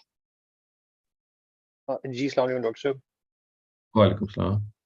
Sir I apologise اگر یہ question ریپیٹیٹیو ہو یا آپ اس کا جواب پہلے دے چکے ہوں اور میری یادداشت سے نکل گیا ہو. میں غامدی صاحب کے جو پردہ کی سیریز ہے اس کے وہ بھی سن رہا ہوں اور ان کی میزان کی جو کتاب ہے اس کو بھی سمجھنے کی کوشش کر رہا ہوں. مجھے ایک تو افرمیشن چاہیے کہ میری انڈرسٹینڈنگ ابھی تک ٹھیک ہے یا نہیں, اور پھر اس کے ساتھ ایک ایسوسیٹڈ سوال ہے.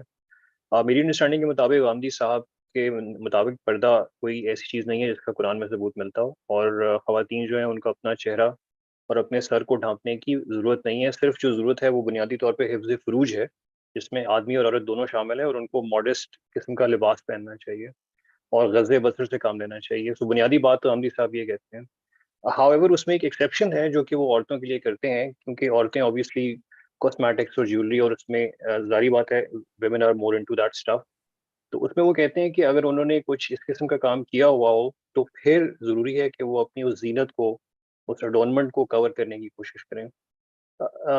وہ adornment as I understood basically cosmetics اور جیولری ہی کی بات کرتے ہیں وہ. جی ہاں, سوائے اس کے کہ جو چہرے اور ہاتھ اور پاؤں پہ ہے, کیونکہ یہ آپ سے آپ ظاہر ہو جاتی ہیں, قرآن نے کہا نا الا ما ظہر منہا. اس کے علاوہ جیسے گلے میں یا سر میں یا کہیں اور اگر آپ کوئی جیولری پہنتے ہیں یا کوئی سم تھنگ یو ایڈ, زینت کا مطلب ہے کہ مزید کوئی چیز آپ ایڈ کرتے ہیں, تو وہ جیولری ہوتی ہے یا میک اپ ہو سکتا ہے, وٹ ایور, آپ مزید کچھ you adding something to beautify yourself, تو اس کو ہم پھر زینت کہتے ہیں. اور اس کو پھر وہ کہتے ہیں کہ وہ ایک محدود حلقے تک, جس میں ان کے محرم لوگ شامل ہیں, یا گھر کے نوکر چاکر, یا جو کامن آپ کے. نہیں, وہ تو یہ کہا ہے نا کہ ان کے ساتھ, محرم کے ساتھ تو آپ وہ اگر زینت بھی کی ہوئی ہے تو آپ ان کو دکھا سکتے ہیں, لیکن جو نامحرم ہیں ان کے لیے تو یہ ضروری ہے کہ صرف ہاتھ پیر اور جو چہرہ ہے اس پہ جو زینت کی ہوئی ہے, تو قرآن نے جو کہا ہے نا کہ اللہ ما لا یبدین زینتہن الا ما ظہر منہا, وہ اپنے زینتوں کو نہ دکھائیں مگر اس کے جو آپ سے آپ ظاہر ہوتی ہیں. تو وہ جو چیزیں ان اعضاء پہ پہنی جاتی ہیں جو آپ سے آپ ظاہر ہوتے ہیں, وہ آپ کا چہرہ ہے, وہ آپ کا ہاتھ ہے اور آپ کے پاؤں ہے. تو یہاں اگر آپ نے کوئی زینت کی ہوئی ہے تو اس کو چھپانے کی ضرورت نہیں ہے. اس کے علاوہ کہیں بھی کوئی زینت اگر آپ نے کی ہوئی ہے, which means that you have added something to beautify yourself, تو اس حصے کو کور کرنا ضروری ہے. اگر آپ نے سر پہ زینت کی ہوئی ہے سر کو کور کریں گے, اگر آپ نے گلے میں زینت کی ہوئی ہے جیسے آپ نے نیکلس وغیرہ پہنا ہوا ہے تو اس کو آپ کور کریں گے. تو یہ ہے سوال میرا پھر یہ بنتا ہے کہ بنیادی طور پہ ہماری جتنی بھی فیشن انڈسٹری ہے, یا فار دیٹ میٹر ہماری مووی یا ڈرامہ انڈسٹری ہے, وہاں پر آبویسلی خواتین کو ایسا لباس پہننا پڑتا ہے, یعنی ناٹ آبویسلی بٹ کلچر ہمارا اسی قسم کا ہے. فیشن کا جنرلی کلچر یہ ہوتا ہے کہ یو آر ڈسپلےئنگ یور آرنامنٹس, آپ کسی جیولری کی نمائش ہی کرنے کے لیے ایک فیشن کرتے ہیں یا آپ شو کرتے ہیں. اسی طرح ڈراماز اور موویز کے اندر بھی جتنی بھی مسلمان ایکٹریسز ہیں ان کو اس قسم کا لباس پہننا پڑتا ہے. تو میری انڈرسٹینڈنگ کے مطابق, غامدی صاحب کی رائے کے مطابق, یہ درست نہیں ہے. پھر one should be dressing modestly even if they are doing fashion اور ڈرامہ اور انٹرٹینمنٹ. وہ کسی جگہ پہ اپلیکیشن تو ہر انسان خود کرتا ہے. اصولی طور پہ یہ چیزیں باتیں اب وہ کہاں اپلائی ہو رہی ہیں کہاں نہیں ہو رہی ہیں, یہ ہمیں بتا دینا چاہیے لوگوں کو, اور لوگوں پر چھوڑ دینا چاہیے کہ بھی وہ اس کو فالو کر رہے ہیں یا نہیں کر رہے. مثلا اب دیکھیے بعض ممالک نے, ایران کی اس میں ایک مثال ہے, اگر انہوں نے جو ڈراماز اور موویز بنائی ہیں وہاں پہ جو خواتین کا رول موجود ہے, اس میں یہ کہا جاتا ہے کہ اس کے انہوں نے بہت رعایت رکھی ہے ان سب چیزوں کی. تو اس وجہ سے صرف چند جو ہماری موویز کو دیکھ کے ہم رائے نہ قائم کریں, یا یہ نہ سمجھیں کہ بھئی یہ سرے سے ممکن ہی نہیں ہے کہ آپ کو ایسی مووی یا کوئی ڈرامہ یا کوئی ایسی چیز بنائیں جس میں خواتین جو ہیں they can not take a part. نہیں, میں نے اسے کہا کہ اگر ان سب چیزوں کو ملحوظ رکھ کے بنائی جا سکتی ہیں, بنائی گئی ہیں ایران میں, تو ان سب چیزوں کو ملحوظ رکھا جائے گا and something that can be done. لیکن جیسے میں نے کہا نا کہ اصل چیز یہ پرنسپل ہے. اس پرنسپل کو سمجھانا اور لوگوں پہ اور افراد پہ چھوڑ دینا کہ you make a decision for your own self. کیونکہ دیکھیں اس میں آپ کیا کر رہے ہیں, ان کو امپاور کر رہے ہیں, ان کو کہہ رہے ہیں کہ دیکھو اب تم نے خدا کے آگے جواب دے ہونا ہے, میں تو آپ کو پرنسپل بتا رہا ہوں. تو آپ نے اس پرنسپل کو سامنے رکھ کے اپنی زندگی کو آگے گزارنا ہے, اور اس کے بارے میں جو بھی آپ طریقہ اختیار کریں گے, you'll have to face God at the end of the day. تو جیسے آپ یہ کام کریں گے تو انسان کے اندر وہ احتیاط ہی پیدا ہو جائے گی کہ بھئی مجھے خدا کو منہ دکھانا ہے, تو مجھے فیصلے میں کوئی اپنے آپ کو رشوت نہیں دینی, مجھے کوئی آپ نے کوئی لوز فیصلہ نہیں کرنا, بلکہ it has to be correct. تو یہ ہاتھ پکڑنے کا طریقہ جو ہم اختیار کرتے ہیں نا, کہ لوگوں کو بس آخری فتویٰ دے دیتے ہیں, اس کی بجائے یہ پرنسپلز بتانے چاہیے. اور یہ کہنا کہ فلاں ہو رہا ہے یا نہیں ہو رہا, وہ ٹھیک ہے, کوئی ایک ایگزامپل آپ سامنے لے کے آئیں پرٹیکولر, تو اس میں ہم رائے دے سکتے ہیں, لیکن ایک سویپنگ اسٹیٹمنٹ دے دینا کہ شاید ہر جگہ ایسا ہوتا ہے, I think اس سے ہمیں بچنا چاہیے. Thank you very much, Dr. Salim. Last question of the day, Noreen Naveed, please go ahead. السلام علیکم سر. سر میرا یہ کہ سر ایک مسئلہ نا میرے ساتھ خود بچپن میں رہا ہے, تو وہ مجھے لگتا ہے وہ میرے بیٹے کے ساتھ بھی ہے. تو سر کس ایج میں نا بچوں کو یہ بتانا چاہیے کہ جو ہے پیرنٹ جو ہے وہ ایک دن دنیا سے چلے جائیں گے؟ کیونکہ نا سر جب میں چھوٹی تھی نا میں اپنے فادر کو نہیں کھونا چاہتی تھی, تو اس کے بعد میں بہت ٹراما میں رہی ہوں جب ان کی ڈیتھ ہوئی. اب نا میرا بیٹا بھی یہی بات کرتا ہے کہ مطلب آپ کبھی بھی نہیں جائیں گی دنیا سے, اس طرح کی وہ باتیں کرتا ہے. تو سر کس ایج میں اس کو نا پورا ڈیفائن کریں کہ وہ اس کا برین جو ہے اس کو اڈاپٹ کر لے گا ڈیتھ کو؟ آپ کو اس میں کچھ بتانے کی پیرنٹ کو تو ایک دن آپ کو کچھ بتانے کی ضرورت نہیں ہے. یہ انسان بچہ جب بڑا ہوتا ہے, آس پاس اموات ہوتی ہیں, وہ جنازوں میں جاتا ہے, وہ دنیا میں دیکھتا ہے, تو وہ سب چیزیں وہ خود بخود جان لیتا ہے. اس کو اگر ایک بچے کے لیے یہ مسئلہ بن رہا ہے کہ وہ بار بار پوچھ رہا ہے, اس کو مسئلہ بنائی نا. تو یہ چیز وہ ہے جس نے جو سوسائٹی سے ویسے ہی اس کے ذہن میں کسی وقت آ جائے گی. آپ کے بتانے سے وہ اور زیادہ سنگین ہو جائے گی.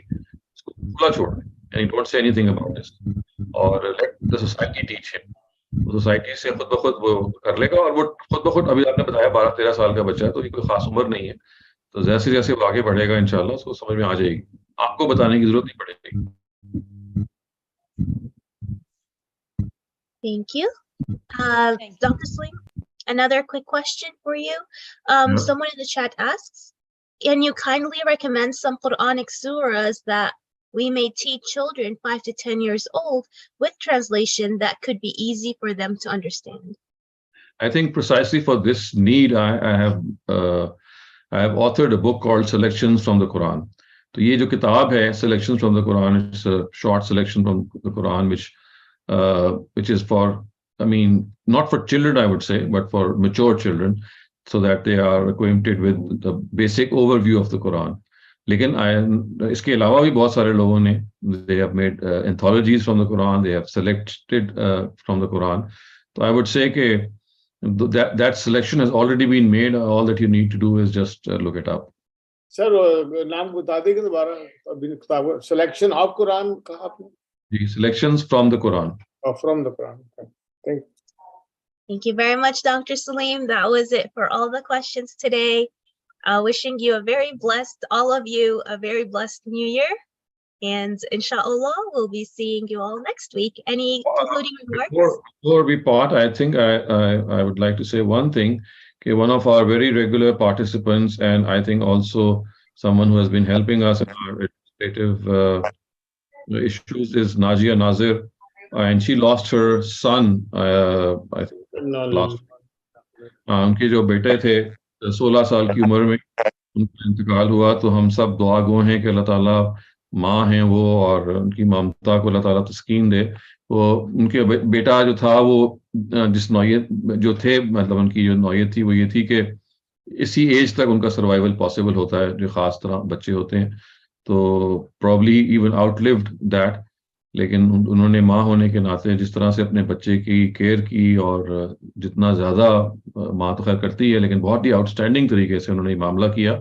और फिर उनकी वफ़ात पे जो उन्होंने नोट लिखा, वो भी ऐसे ही एक बंदी जो मोमिना होती है, जो खुदा की विल पर अपने आप को रिज़ाइन कर देती है कि हाँ अल्लाह ताला तूने मुझसे दिया था, मुझे एक फूल दिया था, और वो फूल मुझसे वापस ले लिया, मुझे तेरी रज़ा पे पूरा एतमाद है. तो हम उनको सलाम पेश करते हैं, उनको आफरीन कहते हैं, उनके लिए हम दुआ गो हैं कि अल्लाह ताला उनको हिम्मत दे, इस सदमे से उनको बाहर निकाले. और नबी सल्लल्लाहु अलैहि वसल्लम जो हैं, उनकी जो बहुत ही खूबसूरत बात आपने अक्सर सुनी होगी, जब उनके बेटे इब्राहिम, वो तो बहुत छोटे थे, जब वो बहुत ही बचपन में रुखसत हुए, तो आप उनके पास जब गए तो देखा कि उनका जो बेटा था वो दुनिया से जा चुका है. तो आपने वो लाफानी जुमले कहे थे कि मेरा दिल जो है वो मग़मूम है, और मेरी आंखों से आंसू जारी हैं, लेकिन ऐ परवरदिगार मैं तेरी रज़ा पे राज़ी हूँ. तो हमारी जो ये बहन है नाजिया, इन्होंने बिल्कुल इसी तरह से अपने आप को खुदा के सपोर्ट किया, और उन्होंने अपने आप को ऐसी जगह पे रखा कि जो एक सच्चे मोमिन की जगह होती है. तो हमारी बहुत दुआएं हैं, अल्लाह ताला उनको हिम्मत दे, उनको सब्र दे, और उनके मुलाकात जन्नत में अपने इस बेटे से कराए. So inshallah we'll see each other tomorrow, and a happy new year to all of you. Thank you, Dr. Salim.